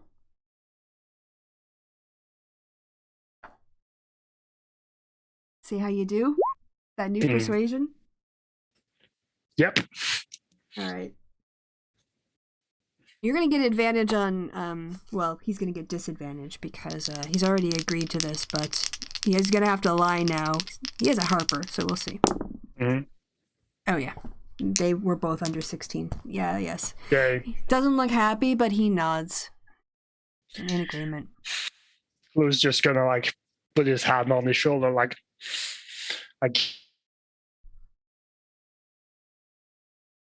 Well... You're a goody two-shoes, even if you're slightly more clever than your average one. Well, this is what needs to be done. And since we take our allegiances seriously, so we'll make sure everybody holds their end of the bargain. Renier nods. He's like, that's fair. That's fair. So... Mara looks at Renier and goes, you are aware this is going to make your dad look like shit. If we play our cards right, we can make him look like crap. Yeah, I don't think that's his problem, Mara. I think he has this thing called a moral compass that you're, I know, not as well aware of, but some people have to deal with it. I'm well aware that some of y'all, well, I'm currently morally ambiguous, but in the game of politics, as of right now, we want Daggle to look like crap because we're handing over something. Never mind. Mara just like all of like you could tell that Mara is clearly like arguing with a brick wall. So all of a sudden when she realizes this, the air just goes out of her sails and she just kind of flumps. I mean, I agree that this is politically advantageous to us. Not us. Make Renier fare better. It's politically advantageous to all of us, Mara. And I mean, as much as he is, never remember he's our enemy as much as it's theirs. No. And it's difficult to have your dad as an enemy. Well, we don't know that exact issue, but I can imagine. Mara just starts laughing again. Don't pay attention to that. She just does that sometimes. Renier says, I'm going to stay on the ship with the staff and Jarlaxle. So I won't, you can have, I'm willing to vouch for you if you want to call on me, but I'd prefer to stay here until negotiations are sorted. Or at least underway, then handed over to the city. Not that I don't think Jarlaxle is just going to run out of the harbor with our dragon staff, but he might. Suspicious. I like that. Well, we'll get the city notified of the current situation then. Come on, guys.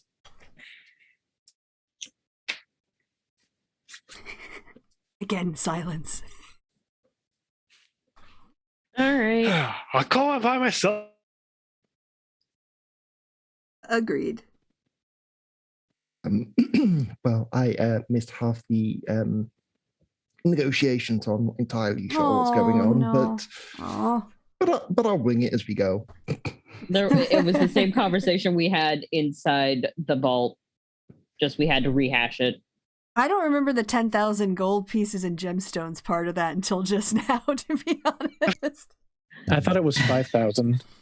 We had, I think, some of that we were able to provide. Yeah. Right. I always remember there's some talk about it. I don't remember Jarlaxle being... He but did it. He did it. He was very much handing that over for no reason other than he wants to get in Mara's pants. So... Well, I was saying in the vault, I don't remember the money part of it. But when you guys kind of threw that in there, he's like, all right, yeah, I haven't really contributed financially to this endeavor at all. 10, I can fight that. I mean, so originally, Daniel was going to pay for it, but it's more about putting Jarlaxle in the role more than actually having it. Okay, yeah, Renier was going to come up with the money initially. That's right. That's why I was mentioned about, talk to Renier about it, because it's technically his dad's debt. And knowing that Renier's somebody of principle, he might not like other people paying for his debts. Yeah. All right, fair enough. And Jarlaxle will take that because obviously it makes sense in terms of the narrative. So and he can. It also makes him look better, so he's happy about that. Yep. Mara's just like, dude, you just need to, like, if we play our cards right, we got to politic you right. Which is really funny coming from me, being that I can't politic in my job to save my life. So, politics is a lot easier when you're not emotionally involved in it. No, it's a lot easier when people in HR don't hate you. I mean, arguably, people in HR hating you means you've politics already. Yeah. Anyway, moving on. Yes. I'm not bitter. So y'all gonna head out together? Are you taking Friend with you? Leaving Friend behind? We're taking Friend with us. I mean, we're not taking Friend to the office of the Open Lord while he's a fugitive. Well, Mara's not going to the Open Lord. Why would Mara go to the Open Lord? Because we need to talk to them about the vault and getting them the dragons. The thing we were. So the whole party has. Okay, why does the whole party have to go? I mean, not necessarily. If you cool with just Clue going. Well, Mara currently has a meeting set up for noon. So. Okay, so all of this discussion happens without Habara in the morning at around 8-ish, right? 8:30-ish is when it starts. Yeah. Okay, and when was sunrise? Oh, this time in the year, much later. Probably like closer. What is? I don't know. The guys ask me like fucking weirdest questions. Okay. Okay. What time is sunrise right now? I wonder, because I'm kind of thinking it's currently like 6:45. All right, I was gonna say like 7, but yeah, that sounds. We'll call it 6:50. All right, a little bit later. Is it sad that I know that? That's good. It's handy. Saved me the Google. You were supposed to say yes, Kelsey. That means you're up before the sun every single day. All right, so yeah, about 10 to 7 in the morning, Corey. So then that's when Habara would start making her way back. And oh wait, that's right. I can do measurements. I forgot about that. This map actually has nice measurements. Where's Jarlaxle's ship? Yeah. In the middle of the harbor. Right about here, about 1,000 feet inward. Sure. If it seems reasonable. I actually was on a different map because I had to roll for characters, so I didn't see it. But if it seems plausible, say yes. Here. Yeah, yes. He wouldn't want to be anywhere where people could easily sneak up on him in the middle of the night. You want to be well outside of the docks. Yep. Okay, let me do some quick math real second. Calculators out. Boop, boop, boop, boop, boop, boop, boop. Oh, wow. That's okay, cool. Then that's fine. Yeah. So yeah, in the this is so stupid. So this whole conversation was happening at around 8:30 then, right? Yep.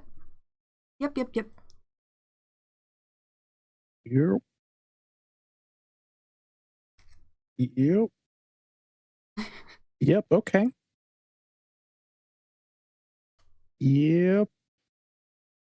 Yep, that's perfect. All right. So yeah. Everyone, where is everyone now? after? Are Clue and Mara having this argument on the deck? Or are they still like in the breakfast area? In the breakfast area. So arguing in the breakfast area. Okay. Yeah. That's it. For now. Okay. Okay. I mean, it's not relevant if no one can see you. All right. Is Nez coming with Perry? Nez is still going to play bodyguard. Okay, so staying with Renier. Got it. Yeah, so the rest of them are going to get into the glorified rowboat and be taken to the dock ward. So y'all get, rowed out there.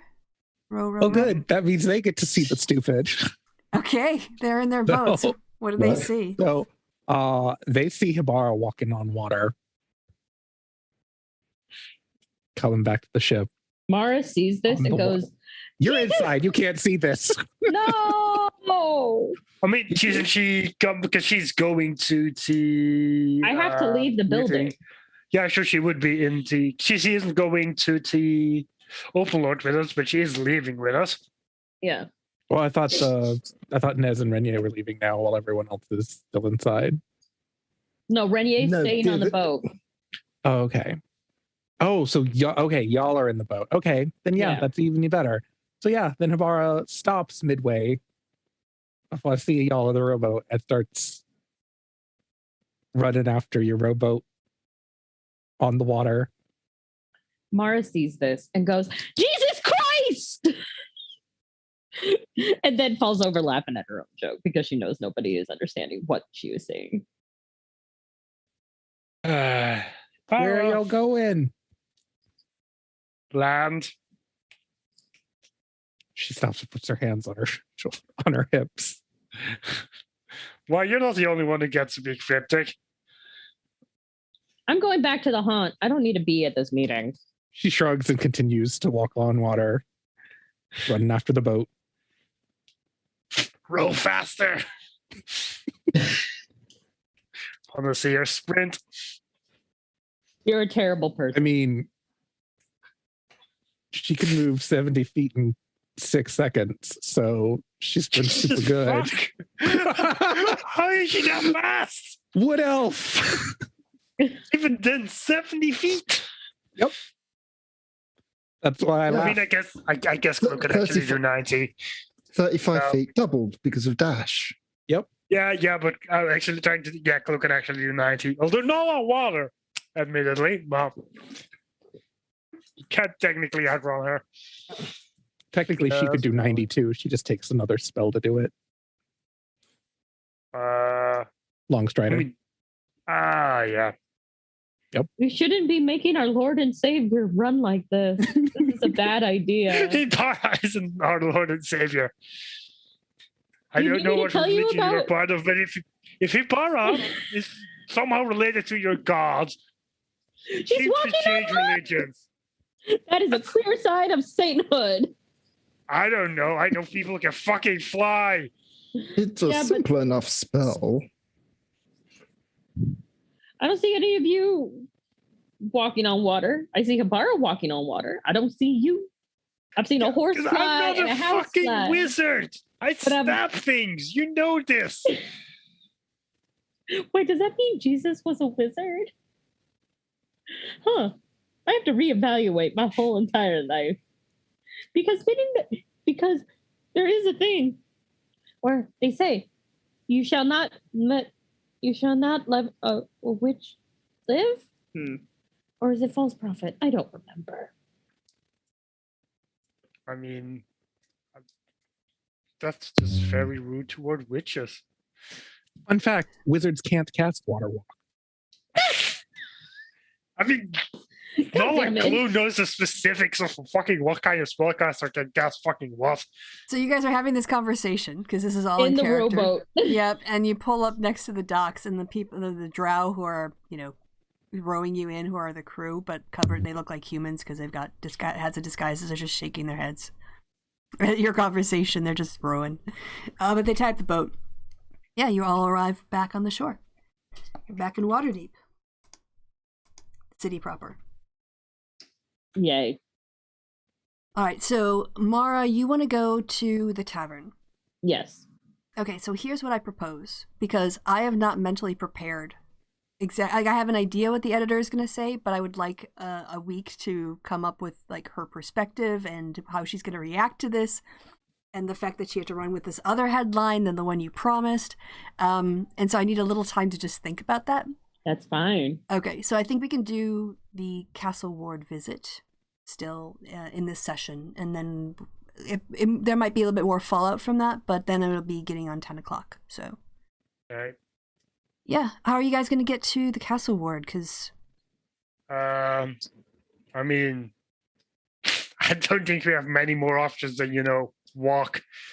it's not too far, to be fair. Yeah, because we could contact Jarvis to get the coach over, but that would probably take longer than just walking there. Yeah. Or could hail a taxi. Fair enough. It's not like we're poor. For a few We've got that corpse money. So yeah, you can very easily hire a cab down here and I'll get in. You can head up. If you want, you can even go past a Garehorn's Tower. Now that the DM actually understands how the story works. I'm binging it right now because it was really close to where you were on the map.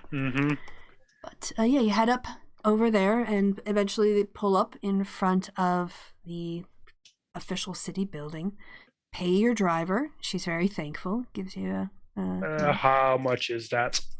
I think oh dang, you know what? I actually have a hold on a second. I have to pull something out.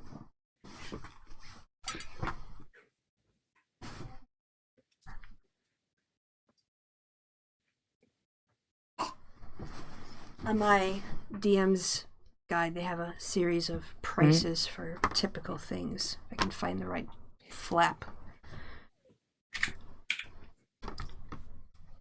All right. 4 copper pieces for the coach. Basically nothing. Okay. Yeah.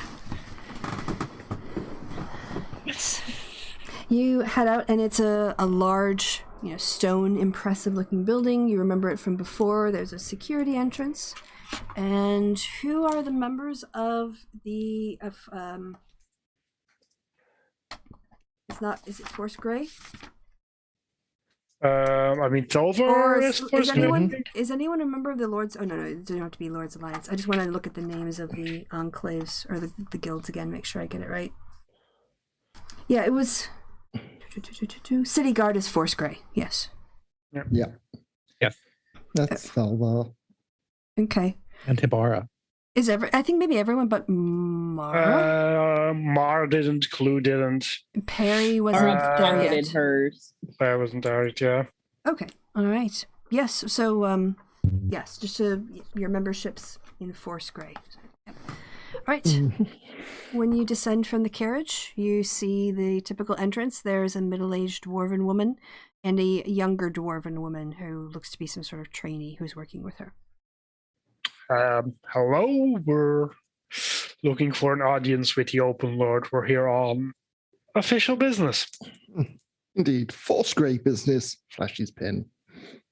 She kind of looks at Clue a little bit, like, yeah, everyone says that, and then she sees a Force Grey pin, and she's like, oh, okay, yes, let me call the head of the Force Grey on call this morning. Karen, can you just take care of this for me? Hold down the fort, and if you want to just have a seat over there, you see some benches under the archway where the reception area is, and I'll have someone pop by very, very quickly. Just have a seat right there, thank you. She scurries off. Good. And those of you who want to sit can sit. Those of you who want to stand can stand. But there are other people who come through. The trainee seems to be handling her job okay. And then eventually, you see, Jolaster Silvermane, who you haven't seen for a while, but he was kind of your contact, who comes out. He's got his badge of the watch and everything looking very official in him. And he approaches you with the middle-aged dwarven woman who returns to her desk, but he walks over to you and says, oh, my friends from the North Ward, How are you doing today? Greetings. It's been a busy night, but we're well rested and doing fine this morning. Yourself? Oh, yes. Well, I kind of tied one on last night, but a little bit of stop off at the mages for a little hangover potion, and that clears it right up. So, what can I do for you today? You're here on an official business? It's more what we can do for the city. Clue, do you want to take it from here? I mean, I would say it's more what we've already done for the city. We just need to talk it out. We found all the missing gold. he looks at you and I looks was around. gonna stretch it out, make it a tale, impress people. Well, yeah, she's basically summed it up, really. All right, come with me. And as you're walking, he's like, keep your voices down. Just don't attract too much attention. He takes you through the main doors to get into the castle building, the castle ward government building proper. After going through the main entrance, though, he takes you to a back side stairs and takes you up sort of like a back way. You eventually make your way up to what you recognize as the reception area for Lorraine Silvermane Hand. Sorry. And he says, all right, the Open Lord is in a meeting right now, but I know she will want to hear about this immediately. So if you can all just wait right here, I will go get her and be right back. All right. This isn't the first time we're here. No, we've met her before. Well, no. Yep. So you recognize the reception First area. time Perry's here, isn't it? It is the first Yes, time. this is the first time Perry's here. Yeah. So it's a very Once impressive. again, Perry's looking at the floor, so he doesn't. Person. Perry's looking at the floor. Yeah, so he doesn't get thoughts of stealing things. Well, I mean, it's a very nice floor. I don't think that's going to work very well. Yeah, it's a very elaborate. It's a little beautiful hard building. to run off of the floor, though. Well, I mean, I imagine that the floor is like, what's it called? The marble with the gold in it. What? It's gold-lined marble? Do you mean the Stone of Glore, or? No, it's a type of marble. It's got gold veins in it. I don't know what the fuck you're talking about. How do you not know? It's in fancy buildings all the time. It's like the fancy marble people use. Yeah, it's just gold-lined marble. I mean, I don't hang out in fancy places a lot, Well, clearly you need to step your game up. Even so, the floor is definitely harder to steal than, say, vases, pictures. Okay. I mean, that's mostly a matter of commitment. So as you're having this debate over types of marble names, I just lost his name. Sorry. Jalaster comes back. He comes through the main doors of the office to the Open Lord, and he signals you all to come through. As he's opening the doors fully, and signaling you through, there are a couple of elves and humans who get up, or who are behind him, and are sort of making their way out, collecting their papers or whatever meeting they were in. It's done now. So Jalaster keeps the doors open as you come in, and then as the last person enters the room, he steps out and closes the door behind you. And Clue is gonna have a quick check to see that there's nothing suspicious in this room. Oh, okay.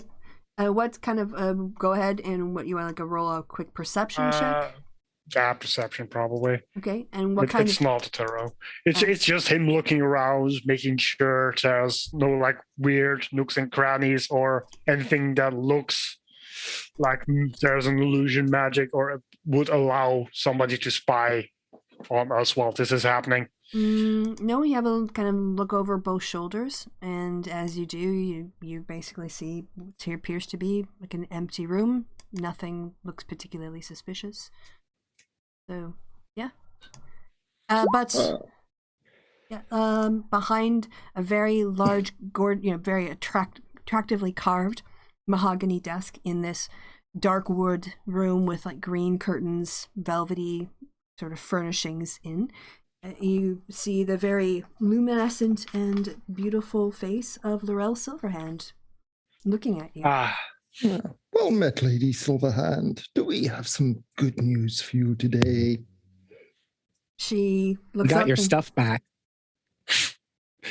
You really need to learn to give people, allow people the room to give this some, drama, some spin. You can't just say these kind of things. There's supposed to be dramatic weight behind it, Stuff. Well, I mean, we're not holding on to it. Can't just and here it is. We don't have it. No, but it's about spinning a story, Yeah, but wouldn't it be better to be like, Shazam? And then gold starts pouring out of your pockets. I mean, can you do that, Habara? I mean, if you shove gold into your pockets. Well, not this much gold. So, yeah, I could, but just not this much. Bring it all here. Remember? Debbie, stop having this discussion in front of our fair lady over here. Yeah, Laurel just while you're having this conversation, she just gets up from behind her desk and sort of moves to the front of it and leans sort of, against it. This sort of doesn't look so officious, but she just sort of watches you all have this conversation. And we found your dragons. That's what it comes down to. Oh, the stuff back is the missing dragons. You found them. Indeed, what I said. Where are they? Where are they now? Who has them? Well, they're over there. They are very generous and accurate directions you gave there, Ibarra. But we know where they are. They're currently safely locked up in a vault. We can lead you there as soon as this meeting is over, or whoever you trust to get the operation to actually move them out of there in order, because it's a lot of gold. It's not something we could just carry into your office, unfortunately. Which I also said as well. She looks immensely relieved and has a really genuine smile on her face. Nice to see you so happy about this. It's just such a relief to have this back. This is such wonderful news. And the rest of the item, and the other item in the vault. Well, I assume you're talking about the staff there. The staff, well, yes. Good thing is, it has been found. We know where it is. Our eyes narrow. It's over there. Bad news is, we needed to make a bit more unorthodox of a deal to get it back to you. You see, there was a dwarf guarding the item, and he was hired by Neverember, and we got him to agree to a deal so we could get all of it back, but for it he needed a series of gems, and because we did not have that on us moment, a friend of ours decided to front that collateral in exchange for being able to present you with the staff himself. He should be here soon. Maybe even today. I don't know his schedule. Well, let's just say the exchange will be a matter of state, so he might take his time to make sure there's adequate pomp and circumstance surrounding it. He's going to have a big party. I mean, party is a word for it, sure. Laurel closes her eyes and she says, "Who has the staff?" Wow. You might have heard of him. He's a drow, owns a little, rules a little place. Bar just slowly looks the Pirate City Luskin. I think he probably wanted you to use his human identity. I mean, I'm so glad Mara's not there, because Mara would have hit Clue with his shoe. I mean, because he's trying to negotiate as the Lord of Luskin. So, Well, but he'd want to first with the human stuff, the same thing like he did with us. I mean, You know I how don't think people that are about works with the drow. Open Lords. You know No, how people because are about he- drow. The active because he political has negotiations. he has Jarlaxle has already been dealing with Laurel Silverhand. And how do you know this, Thelvar? Because of the note. What Yeah, note? also, you know that time that Telfor got shot? Yes. That's the time we figured out the Open Lord was dealing with the drow directly. When they shot us. Can I just say I love the fact that you're having this argument in front of yeah, she's Silverhand. I should have come alone. These people. this makes my life more difficult. Yeah. Our life was made more difficult as well. Well, there we are. Indeed, if there was any way to avoid it, we would have done. But unfortunately, it was not possible. He wants me to put Luskin in the Lord's Alliance, but Neverember has too many supporters in town. I don't want to agitate the situation and bring on civil war. Well, about that.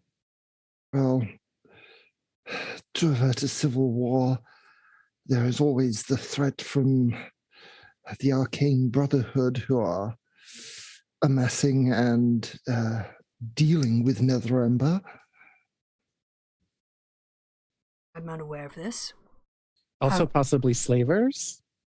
I mean, yeah, if you know. just want some good PR, well, considering we kind of got you into this mess, we'd be more than happy to try and get you some good stuff. Tell me more about the Indeed. Arcane Brotherhood. What has Jarlaxle been saying? Our attempts to use the Neverember Harpers. was work with them? Well, yeah, that basically apparently they're making moves again, gaining power. Neverember seems willing to deal with them for his own gains. But He probably wanted to get the money. yeah, but when Jarlaxle inevitably brings over that staff, I'm pretty sure he'd be more than willing to tell you all about it if you do what he wants. Mm-hmm. She sighs. All right, I need some time to consult my inner council. Understandable, but with Jarlaxle presenting the staff to yourselves, surely that can be used as a sign of goodwill from the people of Luskin. Tell him to come here to the building to present the staff this evening. And I want all of you there as well. You want me to do that right now? I mean, we can send a message later. We don't need to do it exactly this instant, but I want to talk to Jarlaxle myself alone and find out what moves the Arcane Brotherhood have been making in Luskin. Our attempts to ally with the Harpers has unfortunately merely ended in the death of people who've attempted to infiltrate the organization. They have an intense initiation process to screen out people who are not sincere believers. Indeed. I've not had direct dealings with them myself, but tangential dealings, having been at Netherwinter Academy, of course. Yes. All right, well, I will call my council. I will receive Jarlaxle this evening, and I would like you to be present. Maybe there's a way we can fair enough. Turn this into... If we can make this an embarrassment against Neverember, it should weaken his allies enough for the moment if we rush through a resolution in the Lord's Alliance. Yeah, definitely. Sounds like a good idea. Also, important to mention, just when you go there, there's a bunch of corpses in that basement as well. Xanathar kind of tried to ambush us didn't go great for them, but Oh, well, that's fine. gonna have a smell in that room. I will let the watch. Mm-hmm. I will let the watch know. So how do I access the dragons? Well, Open the door thingy with some diamonds, and then you tell it a secret. You go down some stairs. Well, Clue's gonna. Can I get like a map of the city? She'll have someone bring you like a map, or also drawing paper and stuff, so you can sketch it out. Because I think, although I mean, calligraphy isn't really that useful for maps. I mean, you can write things very nicely. Well, simply put, the lighthouse at the Rise. Inside there is a trapdoor in one of the back rooms. The trapdoor is left open, so you'll be able to find it. At the bottom of the trapdoor, you will come to a puzzle door that can be opened with a trio of black diamonds. Who just puts them on the table. Clue will write up the instructions on how to do that. And then through there, Clue can also draw you a handy map of where you need to go. Oh, wait, didn't we leave the rope? Oh, no, we freed that rope. I was setting up a trap. So actually, how so do don't we get use the down? rope. I mean, it's easier to get down to go up, but still. Yeah. Yes, I would just kind of fast track through that. But if you want to leave a rope there, that's fine. You can leave some pitons on the rope. But it might also not be a terrible idea to just bring a couple ladders, some more rope. You're gonna need bring a lot of gold down that thing as well. We'll get a few units.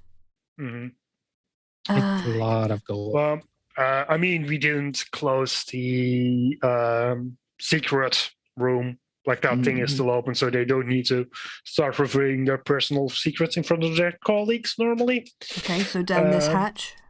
We didn't close that door. Nope, only the main door. Okay. And at the bottom of the hatch is the large vault where you will find the dragons. Yeah, it's basically all over the back wall. On the left are the corpses. Might want to take care of those as well. We'll have body bags. About how many will we need? Well, I mean, 2 weird bird tentacle things. I think 10 human corpses, and then what was it, like another 10 or so gazers? But you don't need a body bag for those as much as just a bag. Just shove a couple, give me a garbage bag, it's fine. Sort of looks up and sort of evaluates every one of you and says, sounds like it was a pretty intense fight. That it was. Well, we had tactics on our side. Excellent. Good to know. And a rat. Also, Jarlaxle was there. I know. I'm just saying. Jarlaxle was there. Yeah, he was there. I mean, I feel like he could have done more. I feel like he was holding back a bit, not trying to steal our thunder, to be honest. Because that guy is... You'd think he'd be being the leader of Lost You'd assume he'd mostly be a politician, but he kicks some ass. Well, he's a pirate king. What do you expect? I mean, more king, less pirate, I guess. Clearly, your pirate and king ratio is wrong. You actually get a laugh out of Laurel for that exchange. All right, well, I guess when his own self-interest is a pretty powerful motivator for beneficial deeds when they align with his interests. All right, look, as unsettled as I am about the staff development, you've all done a wonderful job, and clearly you've done an enormous amount of fighting in order to reach this goal and solve the problem for the city. So do not think that your efforts will go unnoticed or unappreciated, neither by myself, the Master Lords, or the city of Waterdeep. This is truly a tremendous day, and good news. I look forward to seeing you later on tonight, although on the morrow we'll have a little discussion about the fire in the dock ward with the necromancers. Yes? Indeed. I've come up what I think is a fair remedy. Clearly, you are a benefit to the city. However, it's not in our interest to have unreported raging fires emerging, so we are going to have to find a way around that. But I think you will find my proposal agreeable. Yes, it's completely understandable. Excellent. We think her outbursts are a problem as well, to be entirely honest. And just stares at Hibara. Well, Hibara, you might be having some new friends showing up to aid you. But she stops. She pulls her arm. She stops reaching for Clue. New friends, but on the morrow. In the meantime, I think the least I can do, and she walks behind her desk again, opens up a drawer, and pulls out what you all recognize, is the pin box for Force Grey. She said, I would like to promote each of the members of Force Grey in rank, and you, she looks at you, Perry. I don't remember your name being in the registry, but I hear... Oh, he's new. And he's also not dead. And did he fight alongside you in your battles? Yes. Indeed he did. Perform admirably, the way a Waterdavian should? I don't know about that, but sure. Indeed he did. Excellent. Well, I then give each of you a promotion to rank 2. I think that's where you're at. Mm-hmm. In Force Grey. Actually, you know what? Nah. You're all getting promoted to rank 3. Ooh. Okay. Gets you closer to rank 5, which is what you need to get something else cool. Yeah, because Thelvar was already rank 2 anyway, so... Okay, then you can go to 4. Yeah, I was just thinking about getting promoted for Clue, but Clue was on 4 already. But that was with the Xanathar, right? Yeah, with the Xanathar, not with Forest Grey. Well, Yes. So you, because you had 2, you get 2 levels, basically. You get 2 ranks of promotion. And yeah, Perry, you get to pick out a pin that has the Force Grey stamp on it. And what is that, a +1 to your AC? Was that what that was? +1 to AC or spell. A spell empty. Yeah, but he doesn't have spells, so. Yep. So when you put your rank badge on, are you joining Force Grey? Basically, you have to promise to protect the city. Good conscience. Can't in good conscience join Force Grey. Okay, all right. What would you like to say to her then? Thank you, but I kind of have my own problems with yours. It wouldn't look good in the city if some people I've wronged come here. Understood. Sometimes our unofficial allies are as important as our members. So just kind of winks at her. Well, please go and rest up and make merry. By tonight, all of Waterdeep will know of your deeds. And that's... Mm-hmm. Yeah, sorry. Yeah. Oh, you want to go ahead? Chloe was just going to be like, well, for that, we'll notify some specific people already. Very good. Bring whoever you would like this evening. Nice. Also, as everyone's leaving, Bar's going to hang back and turn to her and say, can I ask you a question? A favor, really? Yes. You can ask. I know the city doesn't like necromancy, and I'm not going to propose anything like that. Well, I guess unregulated. It would be the better way to say it. But so I have a friend who's a ghost, and I want to get him a present. And I know ghosts really like grave dirt, but I can't just go in and go get some grave dirt. But if you give me a letter that says I could go get a cup of grave dirt, that would be fine, right? She nods at you and walks out to the reception area again and looks over at there's a male scribe human who sat there writing, and she says, Tarquin, please write a letter of permission to the head overseer of the City of the Dead that Miss Ibarra has the city's permission to take a cup of grave dirt. Is that what you need? She looks at you. Yeah, I don't think he needs more than a cup. That should be enough. Call it 3 cups in case, just to be sure. And please write that up and hand it to her and put on my official seal. All right?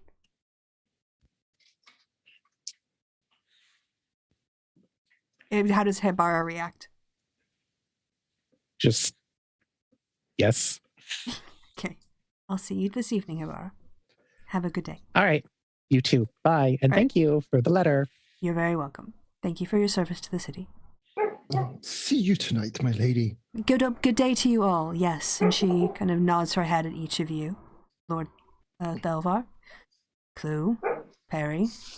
Clue does a little bow. Yeah. And she closes the door behind you, and Tarquin is already scribbling out. He had 1, he scratched it out and put 3 and initialed it and dated it and stamped it. And then he finishes it and he gets out a wax candly thing and lights it up and drips enough on it and puts on the official city seal and hands it over to you. There you go. She takes it. Good. I guess I'll see you all later. Yeah, you can take this to right? if you take this to the guards at the front gate, they'll basically just okay it. You don't actually have to talk to the head guy. They just want to make sure you're not doing anything funky. So don't waste your time actually going to the head guy, because you just need to hand it to the guards at the City of the Dead. Okay. Okay. Yeah, and then he goes back to his desk and was writing. She turns to the group. So y'all are going back to the haunt?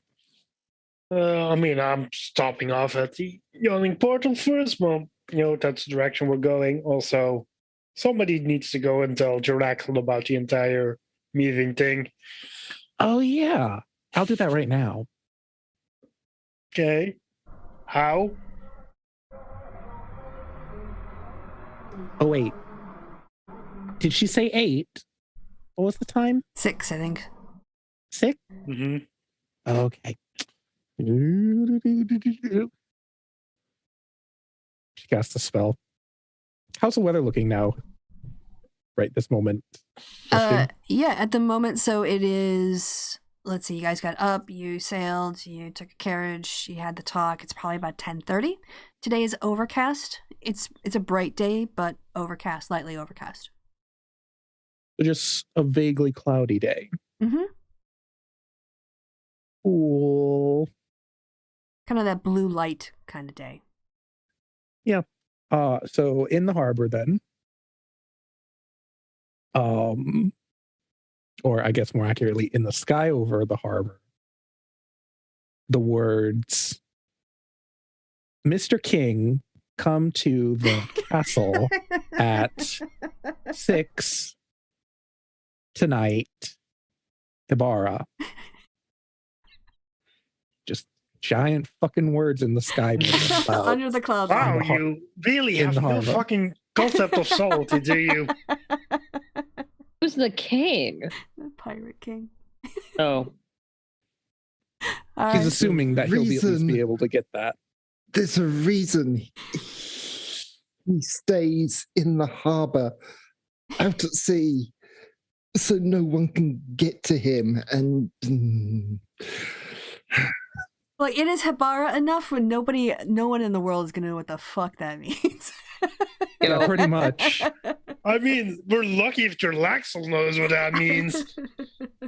I feel like Hebara will, once he sees the Hebara bit, or anyone in the deck's going to see the Hebara bit, they're going to be like... Yeah, I feel like if Glue is definitely, he's just going to lean over the top and just send him a paper bird when you're back at the tavern as well, just to make sure.